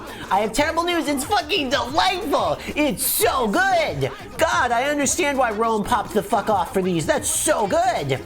Holy Moses, who is mentioned in the Bible. I'm having another bite just because I want to.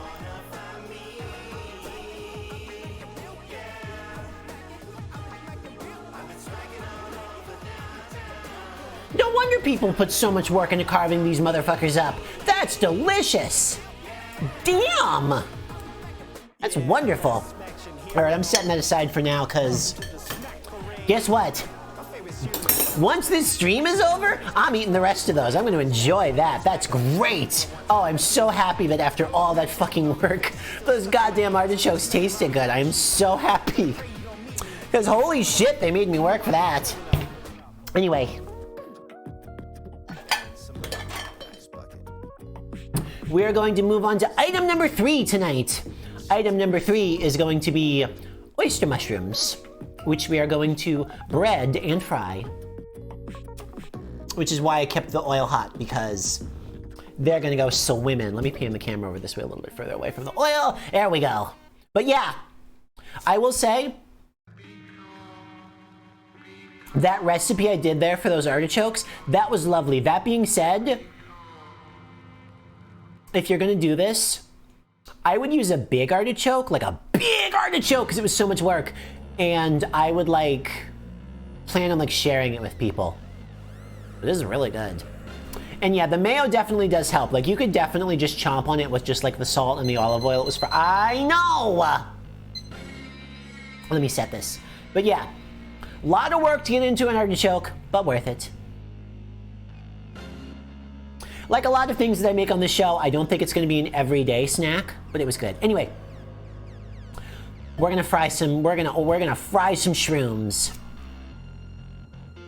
Let me look at my ingredients list here, because this is, unlike the other one, this is going to be pretty straightforward. We are going to coat them in seasonings. We are going to put them in oil. We're going to put them on the plate. We're going to put them in the sriracha mayo. We're going to eat them. And how bad could they be? Because like everything, they taste pretty good battered and fried. This is also something that I've had before. I have had restaurants do oyster mushrooms battered and fried like chicken before, and it's very lovely. All right, let's see. So first and foremost, I need to make a big mess. I've already made a big mess. That's very apparent. So one of our dipping stations needs to have 1 cup of flour. That's easy. Nice and easy peasy cup of flour. Here it is. It's flour. You can only see it a little bit on camera. It's fine, it's flour. You've seen flour before.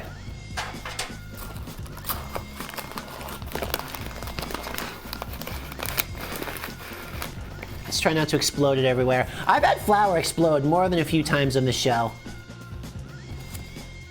Today we've managed to avoid it. For how long, who knows, but we managed to avoid it for now. Let me seal the shit out of this. Don't explode, don't explode, don't explode, don't explode. All right.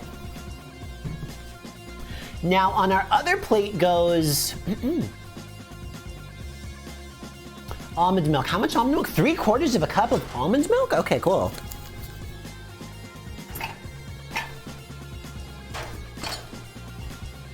Okay, so I lied a little bit when I said that this recipe is, the only thing stopping it from being vegan was the eggs. I did have to swap milk for almond milk, but it's getting deep fried. This ain't a bowl of cereal.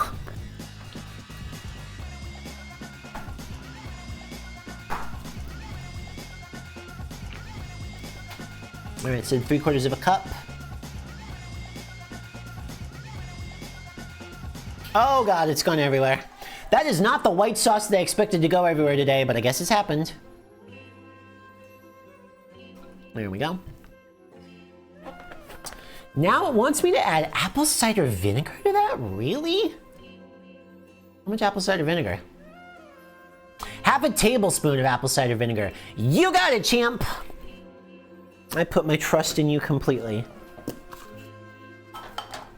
Again, this is a recipe that I saw somebody do on YouTube, and it looked delicious on YouTube. I feel like that would be a good name for this entire channel. This whole series of me cooking is just calling it "That Looked Delicious on YouTube," because that's something we do a lot.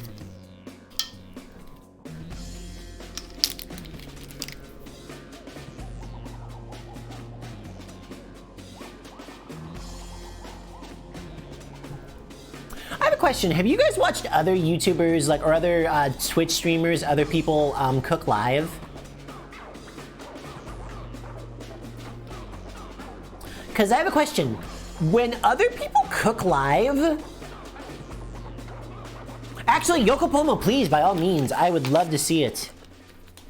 I would very much love to see it.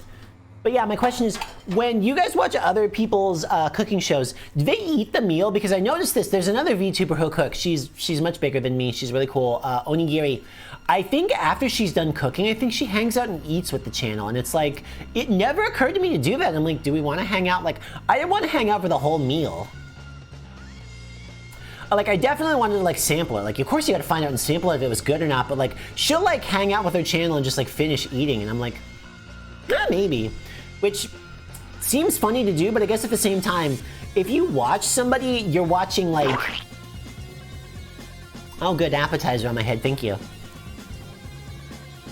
Alright, let's see what we're gonna add to this.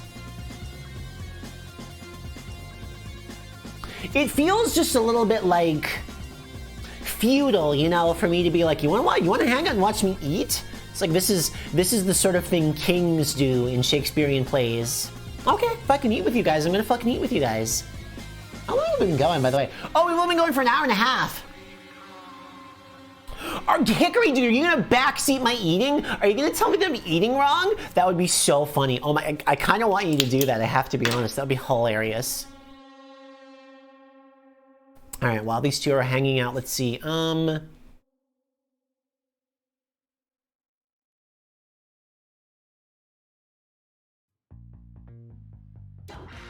Oh, I did this wrong. Hold on, I'm a fool. I did this wrong. I did this wrong. Actually, we need to do this. We are supposed to do this. So we're gonna have one, so what we're gonna do is we're gonna have one plate that is the wet plate, and it's gonna be the apple cider vinegar, almond milk, and the flour. And then the other one is gonna be just a little bit of flour and the seasoning. That's how this works. I read the instructions wrong. Now I've created the world's most upsetting bowl of cereal. Take my lead. I'm gonna shut up so you guys can listen to this song.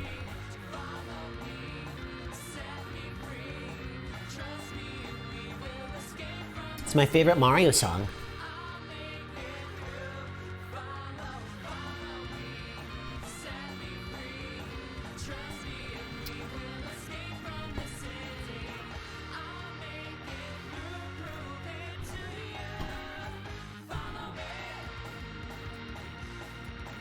There, this is what it wanted us to do. Boy, this looks... I thought the mayonnaise was going to be the grossest looking thing we made. This is up there.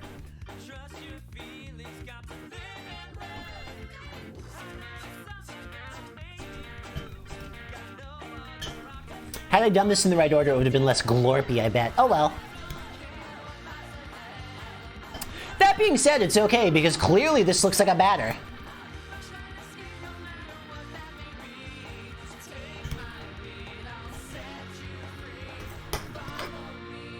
There we go.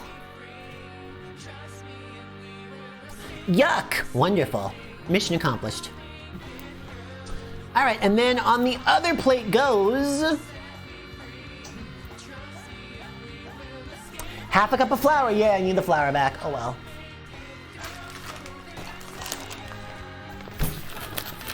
I've made a mistake. Gloop didn't read her directions properly. Oh well.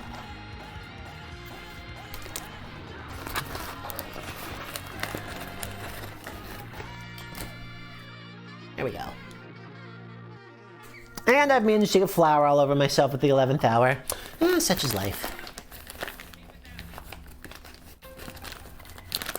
Such is life. Alright, now this one's gonna get seasoned. So we got our wet one and we got our seasoned one. And what goes in here?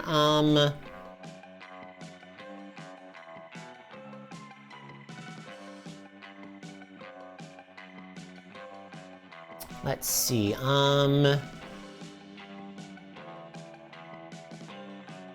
generous pinch of salt. You got it, buddy. How the fuck much is a pinch? I don't know how much a pinch is. That's probably a pinch. Oh my god, I just figured out what's squeaking. I'm so stupid. Do you know what's making the squeak noise that I keep hearing? The squeak noise that I keep hearing wasn't the artichoke. It's my glove. It's my fucking glove. When I squeeze my hand, the air comes out the bottom and part of it kind of whoopee cushion style. That's ridiculous. Way to go, Gloop. Way to go, Gloop. All right, let's see. How much are we doing on seasonings? Seasonings. We're gonna get some smoked paprika. We're gonna get some cumin, which I'm not going to pronounce the cumin any other way. We're gonna get some oregano. Some cinnamon. Yeah, I said cinnamon when I saw cumin. What of it? And some onion powder. And let's see, how much of any of these? Bunk, bunk, bunk. So I need to do a teaspoon of onion powder. Easy peasy. Here's our onion powder.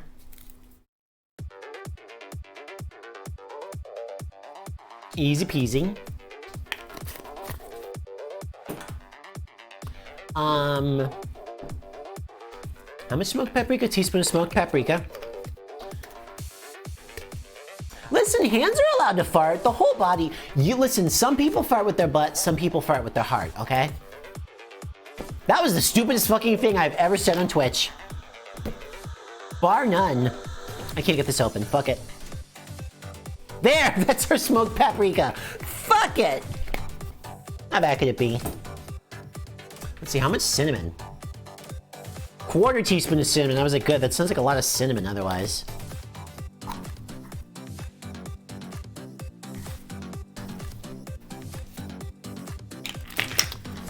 The presence of the cinnamon is throwing me, but I'm gonna trust in the recipe.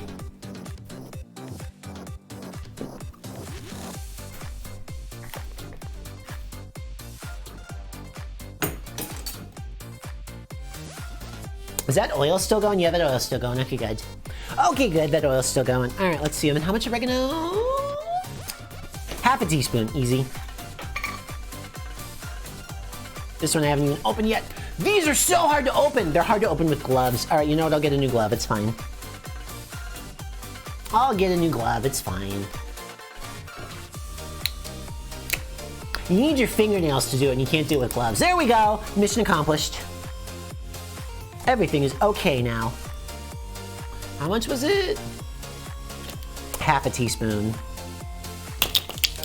Oregano smells so good. I opened this and it all just hit me in the face. It's wonderful.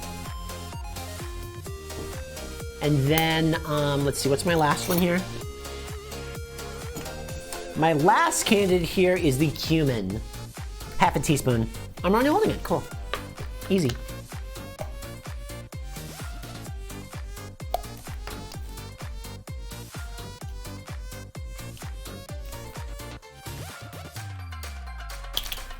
There we go. All right, so we got our wet and we got our seasoning. And I'm gonna look at the directions while I get my glove back on. Whisk them. Here we go, a whisk. Definitely, absolutely a whisk. And then, let's see. Coat them in the dry, then the wet, then the dry. You got it, buddy.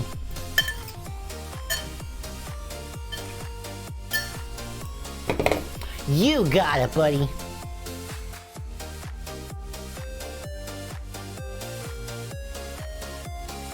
All right, and then the actual frying step of them going in here is incredibly straightforward. Just like every other time we've deep fried on this show. You dunk them, you watch, you rescue. My hands are like Gloop. This is like the third or fourth glove we've had to wear today. Save us. God, I'm gonna rearrange my furniture. I am gonna be so happy when I can have a permanent cooking setup because I like cooking, and if I can cook more often, that means we can make more messes. Because right now this is kind of set up in my living room and I kind of have to like take it all down. All right, here we go. This is a mushroom. Any questions so far? So we're gonna go ahead and roll you in the dry. And then we're gonna roll you in the wet. You're gonna fall apart a little bit. That's okay, I accept this. You get to fall apart if you want to. We all get to fall apart. You're gonna stick to me like crazy. Maybe I shouldn't have done that. Might have to toss some gloves again. Oh well. There we go. You are nice and coated, my friend. Put you over here to hang out for the moment. Let's get the rest of your friends invited to the party. Have any of you guys like fried your own chicken at home? Have you guys done this? Because I have done this with chicken, I think, but it's been a long, long time. In the 1970s, New York graffiti, rapping, and breaking became the prime expressions of a new young people subculture. It has been a hot minute since I've done this. I think basically it's product. Now there is a vast commercial organization. Machines touch every part of our lives. We are controlling transmission. So I am really swinging for the fences here with getting all this coated, but it's happening. It looks right. And the most important part about cooking is that it looks right. Flavor? Nah. Let your imagination go free. Flavor schmeaver. There we go. Oh, you've really fallen apart on me, my friend. That's okay. It's been one of those weeks.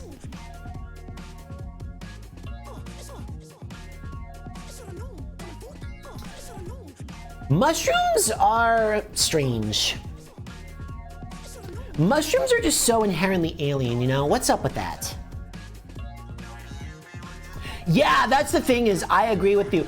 I almost never deep fry. Like, it makes sense to deep fry when, like, you're doing it for a huge crowd, or like this when I'm doing it for a show. Nobody's ever like, you know what, unless you're like truly somebody who loves cooking, nobody out there is like, you know what, I think I'll deep fry something today. That sounds fun. You just don't do it. I might have done this wrong, but oh well. It's coated in batter, that's for sure, and so are my hands. You deep fry all your own chicken? That rules. Oh, you did it in a wok. Okay, that makes sense. That makes a ton of sense. That way, yeah, the wok approach makes so much sense because you need so much less oil. Where'd you learn how to do that? Did you just learn watching somebody, or did you learn from the onlines? Because I should learn how to do that. That makes sense. Because this is so much oil in this big ass pot over here. Like, this is so much oil in this big ass pot.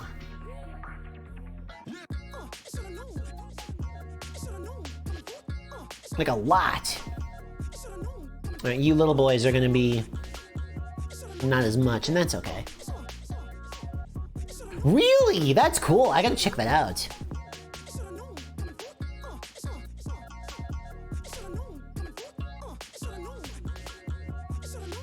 All right, here we go. We're getting close. We're getting close.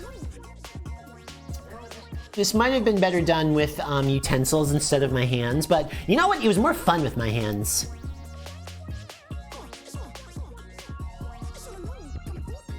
You lied to me? You came on my show and told a not truth? That's my job. I can't believe you would do this. Regardless though, I should get a decent wok. They just seem like really practical appliances.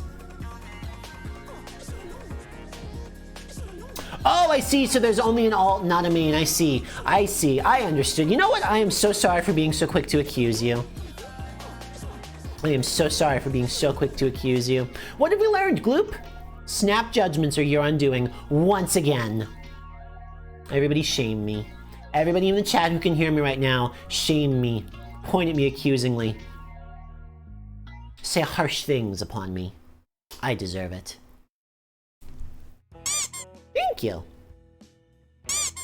All right, let's see. Holy moly. I think I'm just gonna pull these gloves off. Holy moly, this glove is just disintegrating. Okay, you're gone forever.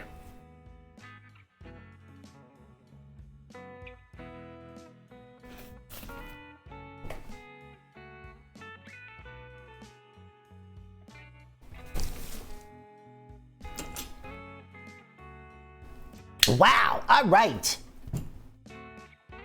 It's oil time, baby. Please get off of my thing. You have a date with a fryer. Is that not sizzling?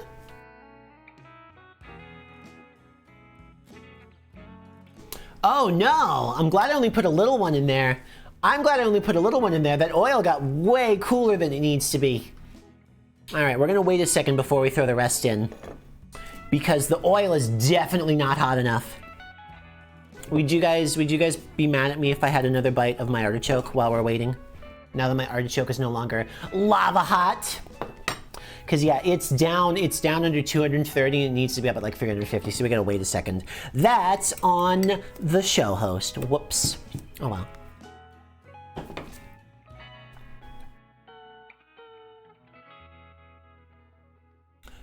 You'd struggle to be mad at me for things? Thank you. I do find that fascinating though, because Lord knows I get bullied. Statement from Goji Rokaku on the graffiti gangs plaguing the city. Quote, my Rokaku forces are Boy, oh boy, oh boy. I'm so excited. I really want to put together the Among Us clips from last night. Because we had some fucking funny Among Us clips last night. That was wild. Well, thank you for love. I appreciate this. I appreciate this immensely. Can I get any hotter? Okay, that's all the way up. I will say though, it's starting to fry though. Yeah, it definitely needs to be hotter to fry decently. So glad I put a tiny one in there first. For anybody who hasn't seen it, it's definitely on the Discord and I'll have to pull it. But God, there's right before Melia went to bed, so Melia played Among Us with us until like 5 a.m. her time or something insane because she's in the UK. And the very last round that she was gonna play, she was like, she just runs and hits the emergency button and is like, can we all just vote Gloop off? And everybody's like, yeah, okay, sure.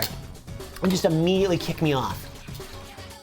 Where did the other one, there's still one in here, right? Where'd it go? There it is.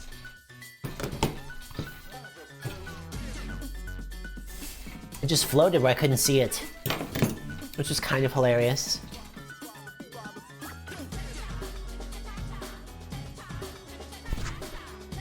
Ah. The temperature seems like it's having a hard time getting up there. How are you doing? I'm curious what a lower temperature fry is gonna do to this though. I'm gonna look. You know what, actually no, you need to hang out in there for a few more minutes. And then we'll pull ya. I'll set a timer real quick just to see what you do. Because I'm curious what the difference is on frying them between like 250 and 350 is going to be. Because this recipe didn't actually give me a temperature to fry at. The direction that it gave me to fry at was like, wait until a chopstick makes bubbles when you stick it in the frying oil. Which is not a very scientific way to approach this. Like, they're allowed to approach it any which way they want, but it did not seem like the most, oh, is that really? Okay, that makes sense. Okay, cool. Yeah, okay, so it's typical fry temperature. So we do have to wait a few more minutes. Yeah, we're 242, so we gotta hang out for a sec. I may pull that out of there, too. The other thing I may want to do is I'm gonna pull that out of there in a minute and let it heat up the rest of the way, because it'll probably heat up faster if it's left with nothing in it. All in all, though, I have to be honest. Today was more successful than I thought it was going to be. I had some trepidations, especially around these artichokes, which I'm again having another bite of. Because they're lovely. Let me have a bite of it without anything. Very interesting.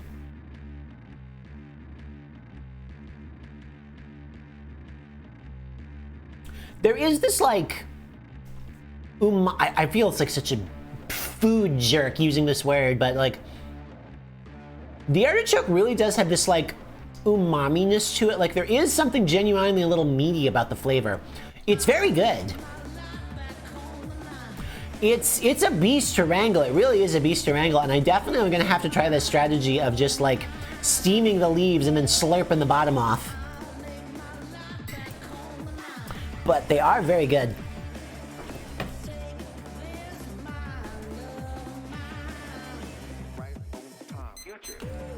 It would be a nightmare.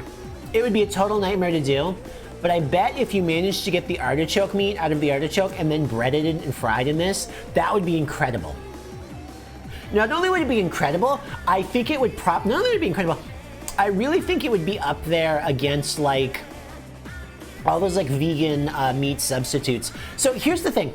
I have tried a lot of meat substitutes, like, you know, Beyond Beef and all those other fancy ones.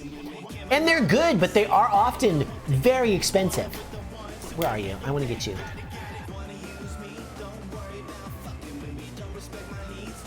I need to rescue you. You need to leave. There we go. I'm going to put you over here to cool off for a second. Oh, there's still a chunk in there. I gotta rescue you too.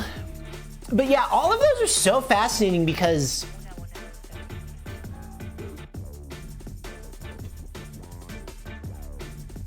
I feel like so many, wow, that's a funny pose for me to get frozen in. I feel like so many meat substitutes that are out there, like, they're so caught up in trying to replicate meat exactly that it's like, you don't have to, it's funny, like, you don't have to replicate it, like, exactly. Like, you just have to make something that tastes good because, like, I've had Beyond Burgers and, like, Impossible Burgers that were delicious. But I've also had, black bean burgers that were delicious. And the black bean burgers weren't like $16 a serving or whatever fucking insane cost it is on the Impossible Burger. Like, it tasted good. Did it taste like meat? No. Did it taste good? Yes. Did it pair nicely with the bun and the condiments? Yes. Yeah, they replicated exactly and they cost $1 million and it's just... Anyway, what I am going to do now, then I can show it to the cameras, while I wait for the oil to get hot, I am going to have a chunk of this fried shroom here, which, as you can see, I wish it had, like, turned a little bit chickenier in the process, but it doesn't look bad. Let's see how it tastes. Yeah, these need to go longer. This is too oily.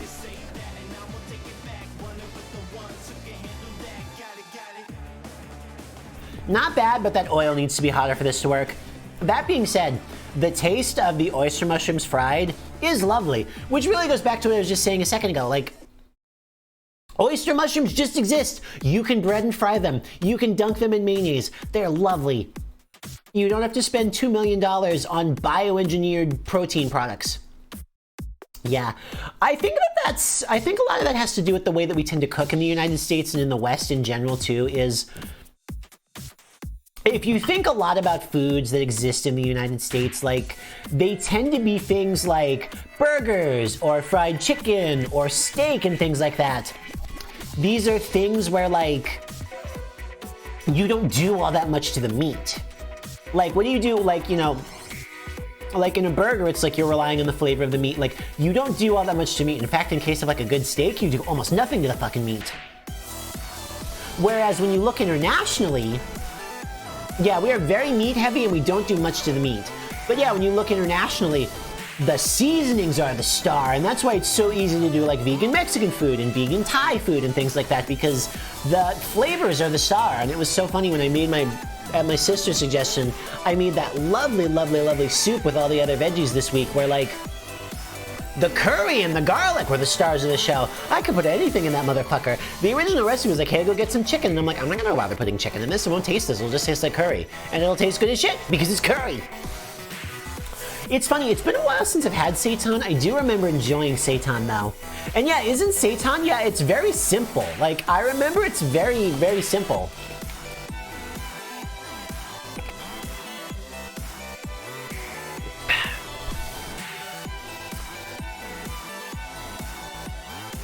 Yeah, it's really, Reno is completely right. Like, our food economy isn't driven by what's good. It's driven by people's decisions. It's funny, when I went to Japan on my honeymoon, and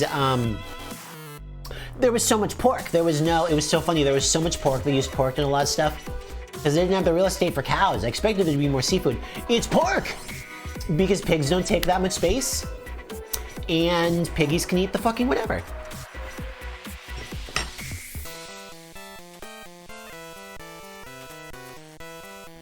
Yeah, if these battered and fried mushrooms, if they go that long, they turn chewy. I don't like how chewy that is. Is that the end of the world? No. Do they taste okay? Yeah, but they definitely need to be cooked hotter. Which, by the way, we're getting there. It was at 250 before. It's now up to 290, so we're getting there. I have been to Nevada. I was just in Vegas for EDC. Do you know what is in Nevada other than Vegas? Nothing. Not a goddamn thing. There is nothing in Nevada. It is terrifying how much nothing there is. So for me, it's actually very, very funny to go to Electric Daisy Carnival, which is the big rave I was at. Yeah, Reno, Nevada in the capital. That's like it. But to go to Electric Daisy Carnival, which is the big rave, I have to start here in San Diego by the ocean and drive all the way to Vegas, but not just to Vegas, to the far end of Vegas. There is nothing at the far end of Vegas. Have you ever like been playing a video game and you get to the edge of the map and it's very clear that like objects have just stopped spawning in because there's nothing? That's what it feels like when you go from like the ocean to the far end of Las Vegas.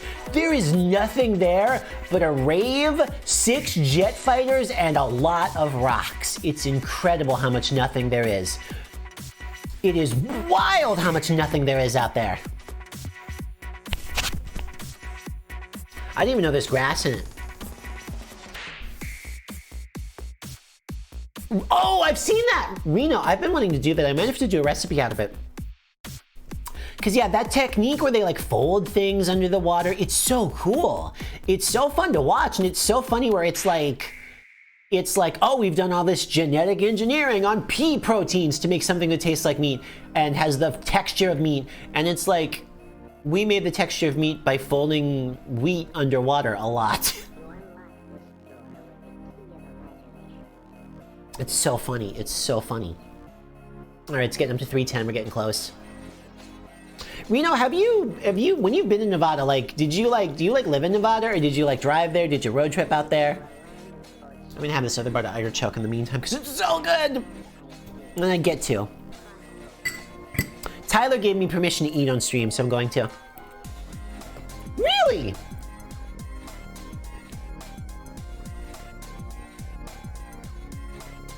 Have you seen the, I saw it and I thought it was beautiful.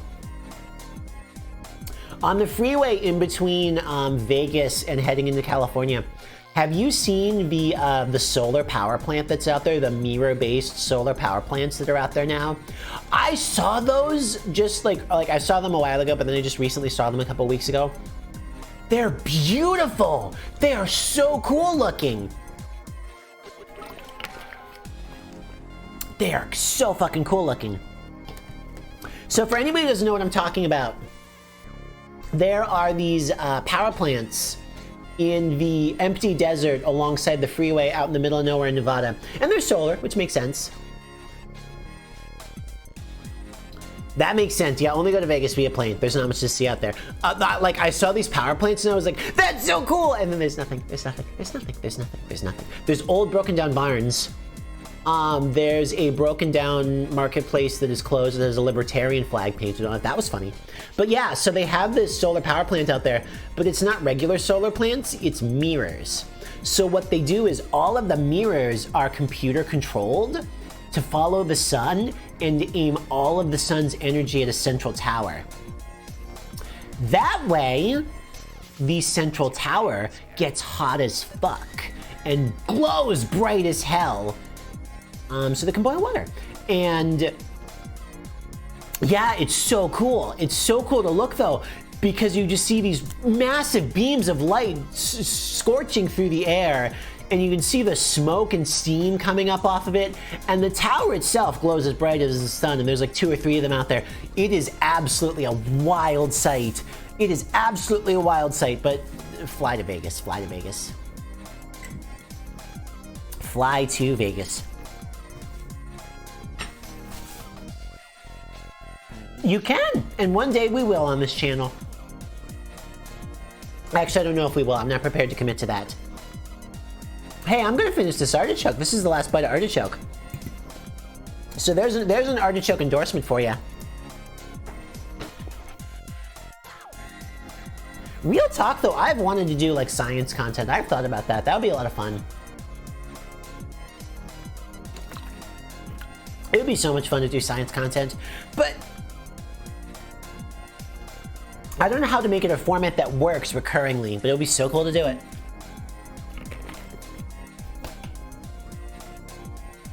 Like play around with buoyancy and lasers and other fun stuff. I have always wanted to make a Tesla coil. I have always wanted to make a Tesla coil. I always wanted to make a Tesla coil. I saw a video of a Tesla coil where the inside, to help build up static charge, and this is true, I swear to God I'll find the clip again. The inside of the Tesla coil, to help build up static charge, was a rotating wheel with a pair of panties attached to it. That way it kept rubbing against the other surface and it would build up static and it would transfer the static up and it would skzz. Was it the best Tesla coil design? No. Was it fucking hilarious that somebody built a Tesla coil powered by panties? Yes. What's your favorite scary movie? We're getting close. We're at 320, so in just a second we'll be able to do that.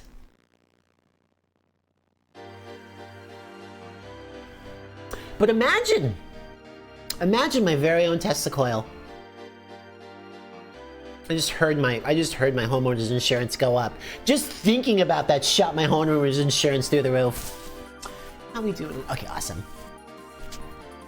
Appreciate everybody's patience while we hang out. Oh, like a lab? Are you gonna say like a lab?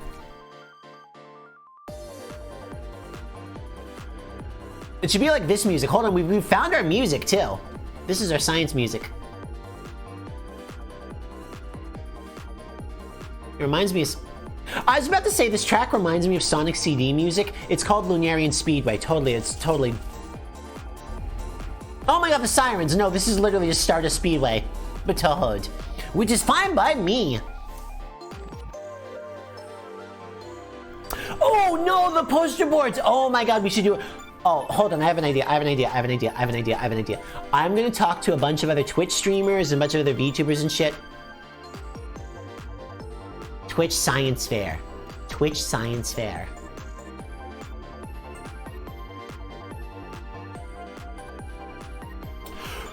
Ooh, cash-only shops are either horrible or amazing. And yes, I think I'm gonna have to do Twitch Science Fair. I'm gonna be part of, what's her wonderful name? Arlie Darkfire! I'm gonna be part of Arlie Darkfire's parade. We're raiding into each other. That's what makes it a parade, get it? In a couple weekends. And I'm gonna have to talk to people. Listen, we're all doing science projects. Get your webcam out, make a fucking baking soda volcano, do something. We're gonna do science. Also, it makes sense to do like a science video because like, oh shit, these are totally running. Now that we're all old enough, like we're old enough that we have a chance to like do that now and like, this is falling apart completely. Oh well. Cause like, let's be honest, all of those science fairs when we were little kids, parents helped a lot on those. Parents helped a lot on those. Oh, you two bought the burgers just to hang? That's so sweet. That's so sweet. That's wonderful. Our oil's getting close. It's up near 322. I'd love to get it over 350. You know what? I'll be patient. I'll wait just a little bit longer for it to hit 350. I'm gonna buy a better fucking burner. This burner takes forever.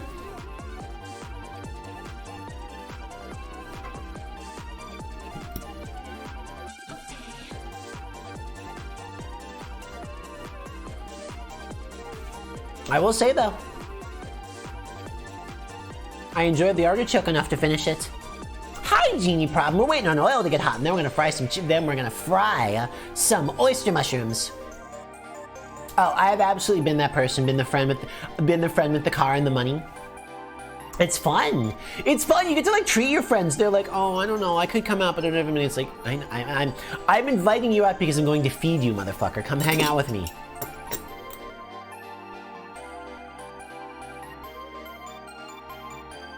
Let's see, do you think I can put him in at 325 or should I give it another second? Lloyd! Hello, hello, hello. Hello, hello, hello. So we're hanging out for just a moment because Gloop timed it wrong. And I'm waiting on oil to get hot. What were you playing though? Yeah, I've never collected from anybody. Well, it's funny, I've had friends where I've like forgotten to collect. And they've been like, I'll totally pay you, I'll totally pay you, I'll totally pay you. And you don't have to pay me, you don't have to pay me. I'm totally gonna pay you though. Sure, I'll remind you. And then I don't remind them.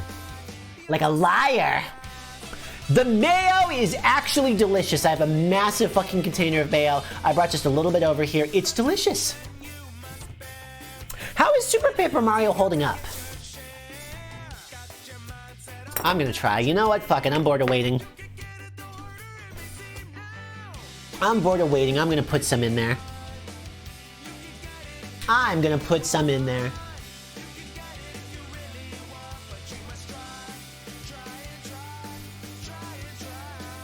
I'm gonna be bad and put some in there. It's fine. I get to do these things. Don't stick to each other. Thank you for not sticking to each other. Mario is a little floaty in that one. I remember finding it a strange experience overall.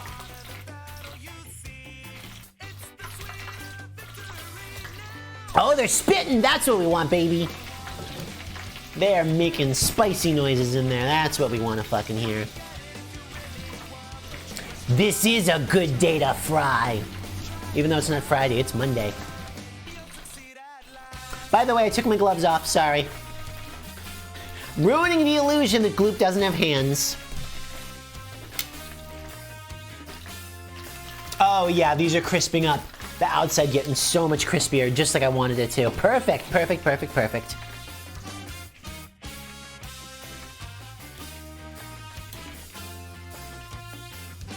How are you boys holding up? The patience of these other shrooms is wearing thin. I'm gonna have to rotate them because the batter is starting to drip off of them as they're waiting. Yeah, no, I'm constantly swapping. Exactly. I should probably start a timer on these. I'll let them go for like 2 minutes and see what they do. They're not very big. Sorry, I don't mean to like insult the mushrooms. You fried... You know what? That sounds like it would work. That sounds like it would work. I'm gonna have to fry more things. It's funny, like, I never intended for, like, my cooking streams to be, like, the deep fry channel. But the thing is, like, deep frying is fun. Deep frying makes things that taste good. And it's too much of a pain in the ass to do unless it's a special occasion, like a stream. You two separate. Don't touch each other. How are you crisping? Oh, you're crisping up! Oh, you love to see them crisping up. You love to see it.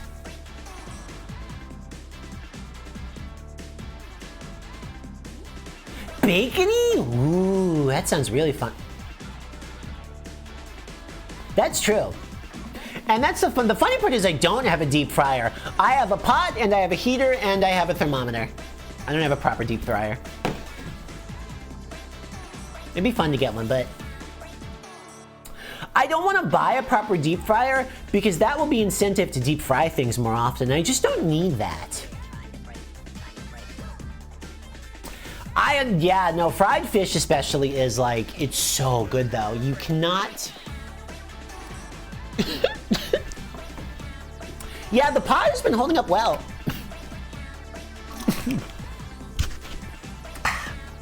Sorry for coughing on camera. I'm good. Oh, I broke the... Okay, I'll mute the camera so I can properly cough.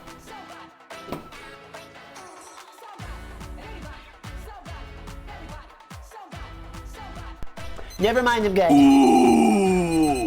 It sounded worse than it was. Sorry about that, I'm okay. Alright, here we go. You have turned very nice and crispy. I'm gonna try a bigger chunk in a second. I'm gonna put you over there to cool off.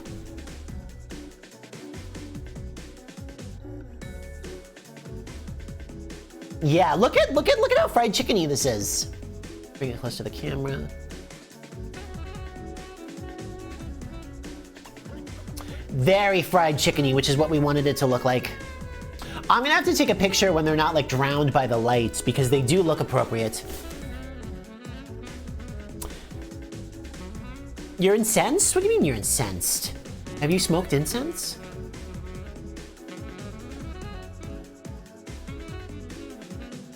It's at 310, but it'll probably be fine. Go ahead and put you in there. Give these boys a few minutes to hang out. There we go. Actually, I'm gonna roll these a little bit, just so that both sides have a chance to get dunked.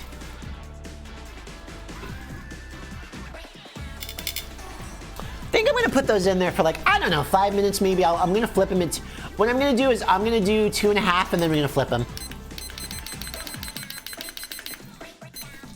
How about that?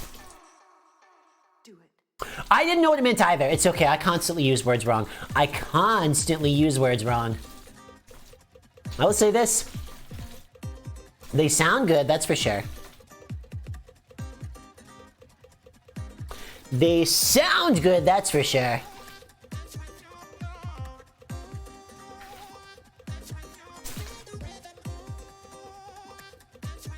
Alright, I'm gonna go ahead and try one. I have one right here. We're gonna go ahead and carve off a chunk of ya. Ooh, the outside's nice and crunch. Dunk it in our mayo over here. A little homemade mayo with some sriracha in it. Oh no, that is fantastic. That's really good. That is super duper duper good. I might have, you know what, maybe it needed more salt. It might have needed more salt. That being said, these are delightful. I will say, between the oyster mushrooms and the artichoke, I think the artichoke tastes better. I enjoyed the artichoke more than these. That being said, the artichoke was a fucking pain in the ass. The artichoke was so much work. The artichoke was a crazy amount of effort, and whereas the mushrooms is just like, you can just take a mushroom, like...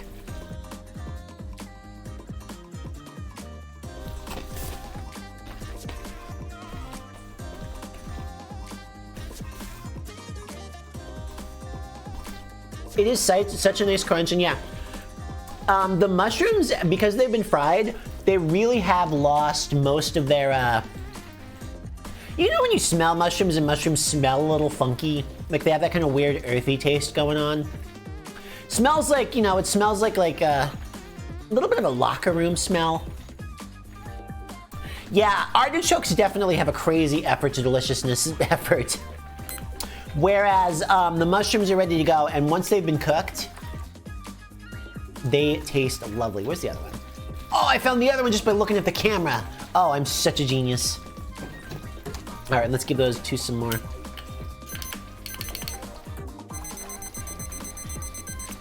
Let those go the rest of the way. Okay, come on, listen. Mushrooms, look, listen, fungus has a smell. And fungus smells if it's like a naturally occurring fungus or if it's a fungus that occurs in a human-made space that needed some ventilation, you know?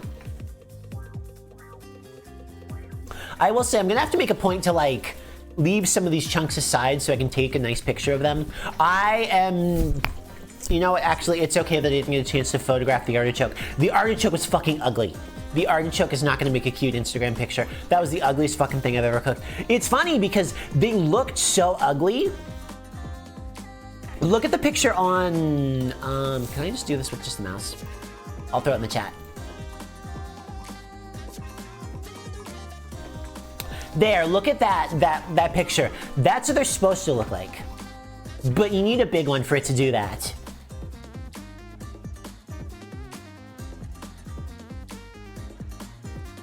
And it did not do that. That being said, it's because I used a small one. If I used a big one and I had some experience carving it, I bet it would have come out decent. But it tastes good. Which is nice because when I was cooking it, I was like, how the hell is this gonna taste good? It felt like I was an insane woman just carving off chunks of plant arbitrarily.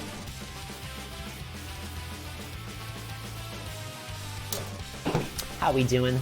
Cool, we still have a minute left. I'm very excited about these. I'm gonna be a good girl and save these guys so that I can photograph them properly. And probably plate them nicely with some of my fresh mayo that I made. I cannot believe, so The oyster mushrooms have definitely been like the most sane recipe, like the one where I felt like was the most in control. Making the mayonnaise and carving up the artichoke. Sorry, my brain rebooted when I got called a good girl. Thank you. Making the mayonnaise and making the artichoke, those didn't feel like I was following a recipe. Those felt like I was doing insane things. They really did feel like I was, thank you, feel like I was doing insane things. It's just not normal to dump 6 cups of mayonnaise into something. You just don't feel like you're doing something ethical. Come here, yep. There we go. There we go. That's very fried chicken-y looking. That looks beautiful. Yeah, this needs a few minutes to drain out of all of its oil though, but gosh darn do you look pretty. Hi JPEG. How you doing? We're near the end of our adventure. We're on the final step, which is where I'm frying these oyster mushrooms. Look at how lovely these came up with. Mayo under a heat lamp sounds very scary, I have to be honest. Alright, I'm gonna wait a second before I put those final ones in. I didn't even know there was a follow command. The artichokes came out ugly. I'm gonna have to pull some of the recording. The artichokes came out fucking ugly. They came out hideous. Especially because they were babies and there really wasn't all that much useful meat. However, they tasted really good. That recipe really, really, really does them properly. I'm so glad I followed that because they came out lovely. And what was nice about it is the way that recipe worked, like I was able to taste, I was able to really get like, rely on the artichoke flavor as opposed to like, every other time that I've had like artichokes, it's been drowned in Parmesan or something. That being said, I did put it in mayonnaise and it tasted good put in mayonnaise. So this is just a little sampling of my mayonnaise. Whoa, Gloop, there was a phrase! I am never saying the sentence, so here's a sampling of my mayonnaise again. Sounds so wrong. But yes, I do have a little bit of mayonnaise out here that I mixed with some sriracha for my dipping sauce. I do have an entire blender full of mayonnaise. Yeah, artichokes are a metaphor for life. Whereas mushrooms are a metaphor for death. I'll not be elaborating further. But yes, making mayonnaise turned out to be easy and fun and oily. Like most of life's good activities. Yeah, really, so that's the problem is that like, even if we're not like interpreting it sexually, it's still making a lot of mayonnaise, which is wild in and of itself. Anyway, for those of you who are wondering why we're waiting, I am gonna give it a minute or two for the oil to get hot enough, like it's not quite there yet, and then I'm gonna put in my last chickens. Oh, what, the mushrooms are a metaphor for death? Yes, correct. Correct. But yeah, we're gonna give this one more second, I'm gonna put those final boys in. And then that'll probably be the, I wanna see your... Fine, I'll say it. I'm going to say this. There's no way that I can say this and have it not sound obscene, but it's true. Reno, I would love to see your mayonnaise technique.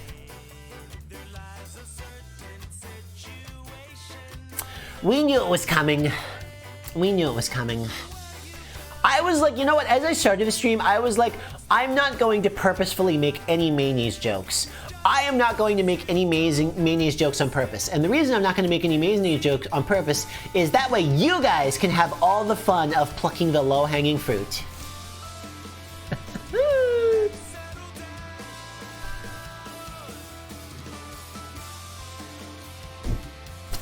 Thank you. Thank you.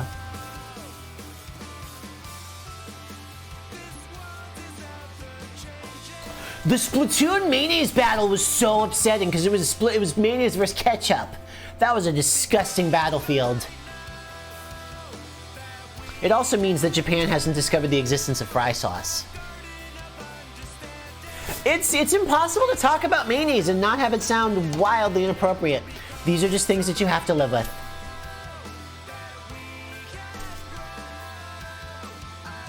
I'm very excited to take a picture of these though, because these mushrooms do look So pretty. Well, imagine it would just smell like fry sauce. It would just smell like the Midwest. Oh, God. All right, here we go.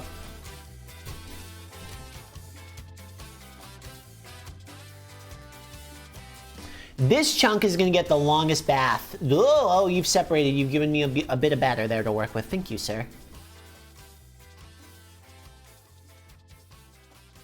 Put that back on there. That one's going to hang out in there the longest. I'm going to push that one to... because it's big. Fry sauce is good. I might push that one up towards like 6 minutes and we'll see how that one comes out. Because these other guys... crispy, juicy, tender. They do. Listen, I mean, I'll make a point to show you guys on camera. That looks like a nugget, dude. Like, that is pretty nuggety. Oh, Roger, I don't think I have a proper command set up, but we do have exclamation point sounds for sure. So we have exclamation point sounds, we'll list a bunch of them, and then all the others are under the raindrop, the little droplet redeem pointsy thingy. That's where they all are. But yeah, they look the part and they taste wonderful. I feel like what I did here as well, like, I feel like you could do this with pretty much any vegetable and it'd probably be delicious, which... I mean, I guess if you use thicker breadcrumbs, at that point you're just doing, oh my god, I can't think of the fucking name. It's Japanese, it starts with a T. It's when they fry things and it's coated in like the thick breading. What is it called? This is not helping, this is a party.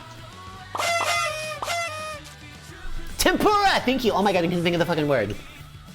But I guess ultimately tempura is an exercise in, hey, did you know that if you deep fry anything, it's good? I should, you know what I should have done? These big chunks of gourd, zucchini and yellow squash also came into my veggie box. It would have been very, very good to do some squash in this.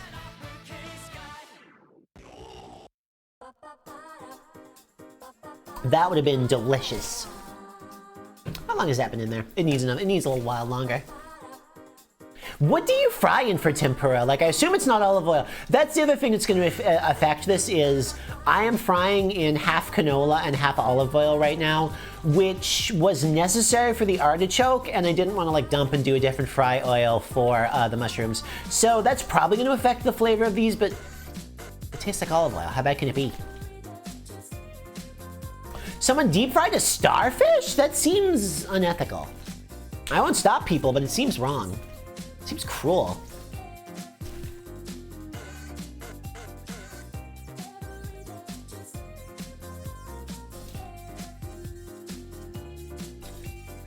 I will say I could have salted this batter a little bit more, and I thought I had garlic powder. I don't have garlic powder, some fucking how. And you could use garlic powder. That being said, wouldn't call these misses, I would call them lovely. Also, you know, any less than stellar frying experience is improved tremendously when you dunk it in mayonnaise.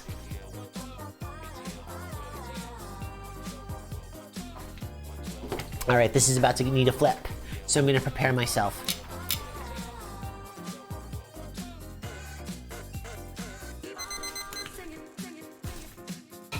Come here, you.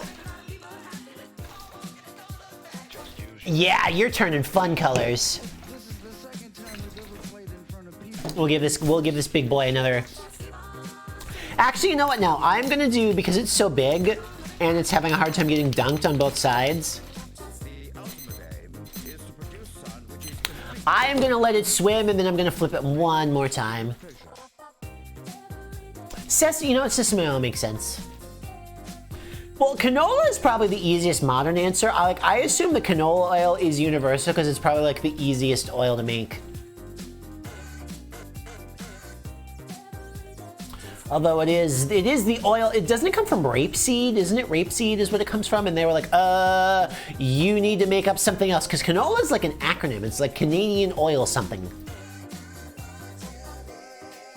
They were like, you can't call it this. You can't call it this. We can't sell this.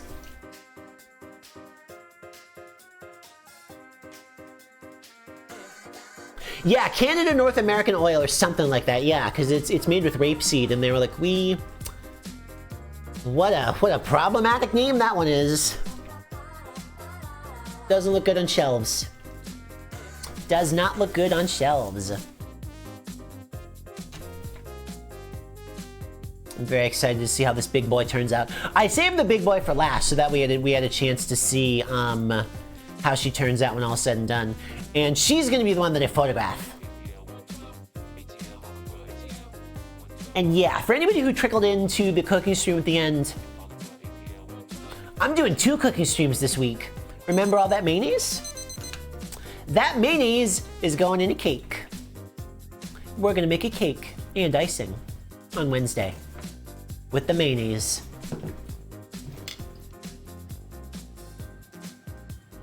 That bang noise was the doors of heaven shutting on us all.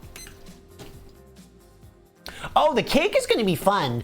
It's funny though, because we've discussed this a bunch of times, but it makes sense because it's like, what's in mayonnaise? Well, we have an emulsifier, either egg or aquafaba. We have oil, we have vinegar, we have salt. All in and of themselves, by themselves, those are all such completely reasonable things to have in a cake. By themselves, they're such completely reasonable things to have in a cake. But the idea of putting mayonnaise in a cake, it just... You feel like you're committing a crime. And I want to commit a crime. Mayonnaise does have sin and violence in it. It's the blender. It's the blender. Yeah, caked up on a Wednesday afternoon. Yeah, JPEG, I thought of this because... I did this because I remembered their fried oyster mushrooms being so good. Their fried oyster mushrooms are incredible, though. That being said, they probably have even fancier toys than me. That's probably part of it. This Batman Jam is close. We'll let her finish. The violence was the whipping action. Honestly, I can't wait to go back and clip it. For anybody who wasn't here when we made the mayonnaise, the blender was like shaking and like shuddering. Like it really, really, really felt like there was a demon in that motherfucker. Like I'm dumping oil in this thing and it felt like it was like fighting. Like it felt like I was exercising it. It was like, no! Just fighting me every step of the way. All right, here we go. Here comes a big old chunk. Whoops, some fell off. Oh well. So there we go. As you can see, that looks pretty chicken on me. Oh, it's okay. I can't set my kitchen on fire. I'm in my living room right now. Put you over here right now so that way all that excess oil drips off of you. And then where did that chunk go that fell in here? I'm gonna get that out. A little extra stick.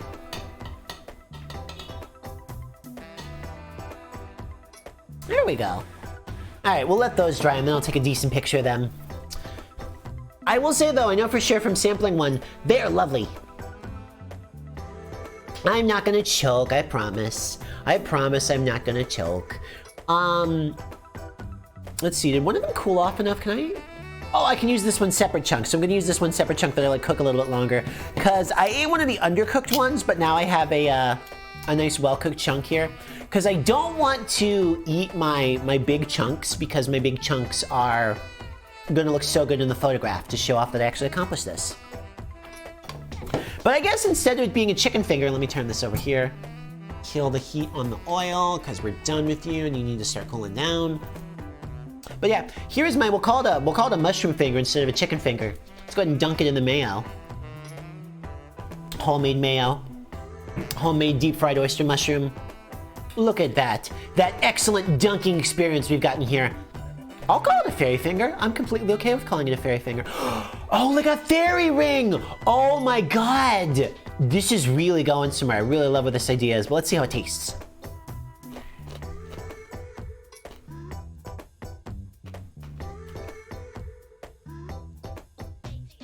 To the surprise of no one, it tastes excellent.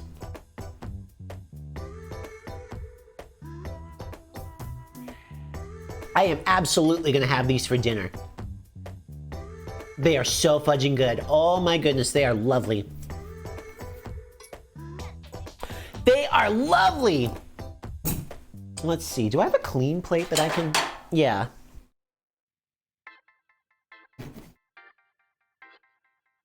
Let me see, let me try and show you these guys up close. If I do it this way, then we're not wrangling violently. There we go. Yeah, I'll bring them over to you this way. Here we go. Oh, there we go. Now they're actually looking pretty decent on camera too. So yeah, look at, they fry up so nicely. They look like fried chicken. And when you bite into them, are they fried chicken? No. But I don't feel like I'm eating like, like engineered chicken replacement. Oh, I don't want to cater. That means cooking so much. That's doing so much work. But yeah, they look beautiful, don't they? And they pair so nicely with the mayo. Wonderful. Well, I'm pleased as punch. I cannot believe that 3 out of 3 things that I did today came out good. I was a little terrified at the mayonnaise step. I was a little terrified at the mayonnaise step because, like, I just didn't understand the physics of how combining chickpea water and oil was going to turn into something good. It felt completely demonic. Felt just completely demonic. Did not trust that process for a second. Anyway. Grab my keyboard here real quick. Try not to dunk it in the oil. That may be a little impossible. Friend? No? Are you not working, keyboard? No? Okay, I've got to pull the wired one. Cool. I'll come over here to do it. I just want to see who's live on Twitch, so we can set up a raid to somebody. Because what we're gonna do is I'm gonna set up a raid and then I will be back. Oh, Sappho's back. We're going to Sappho. I will be back on Wednesday to finish the cake operation. Let's start up a raidy here.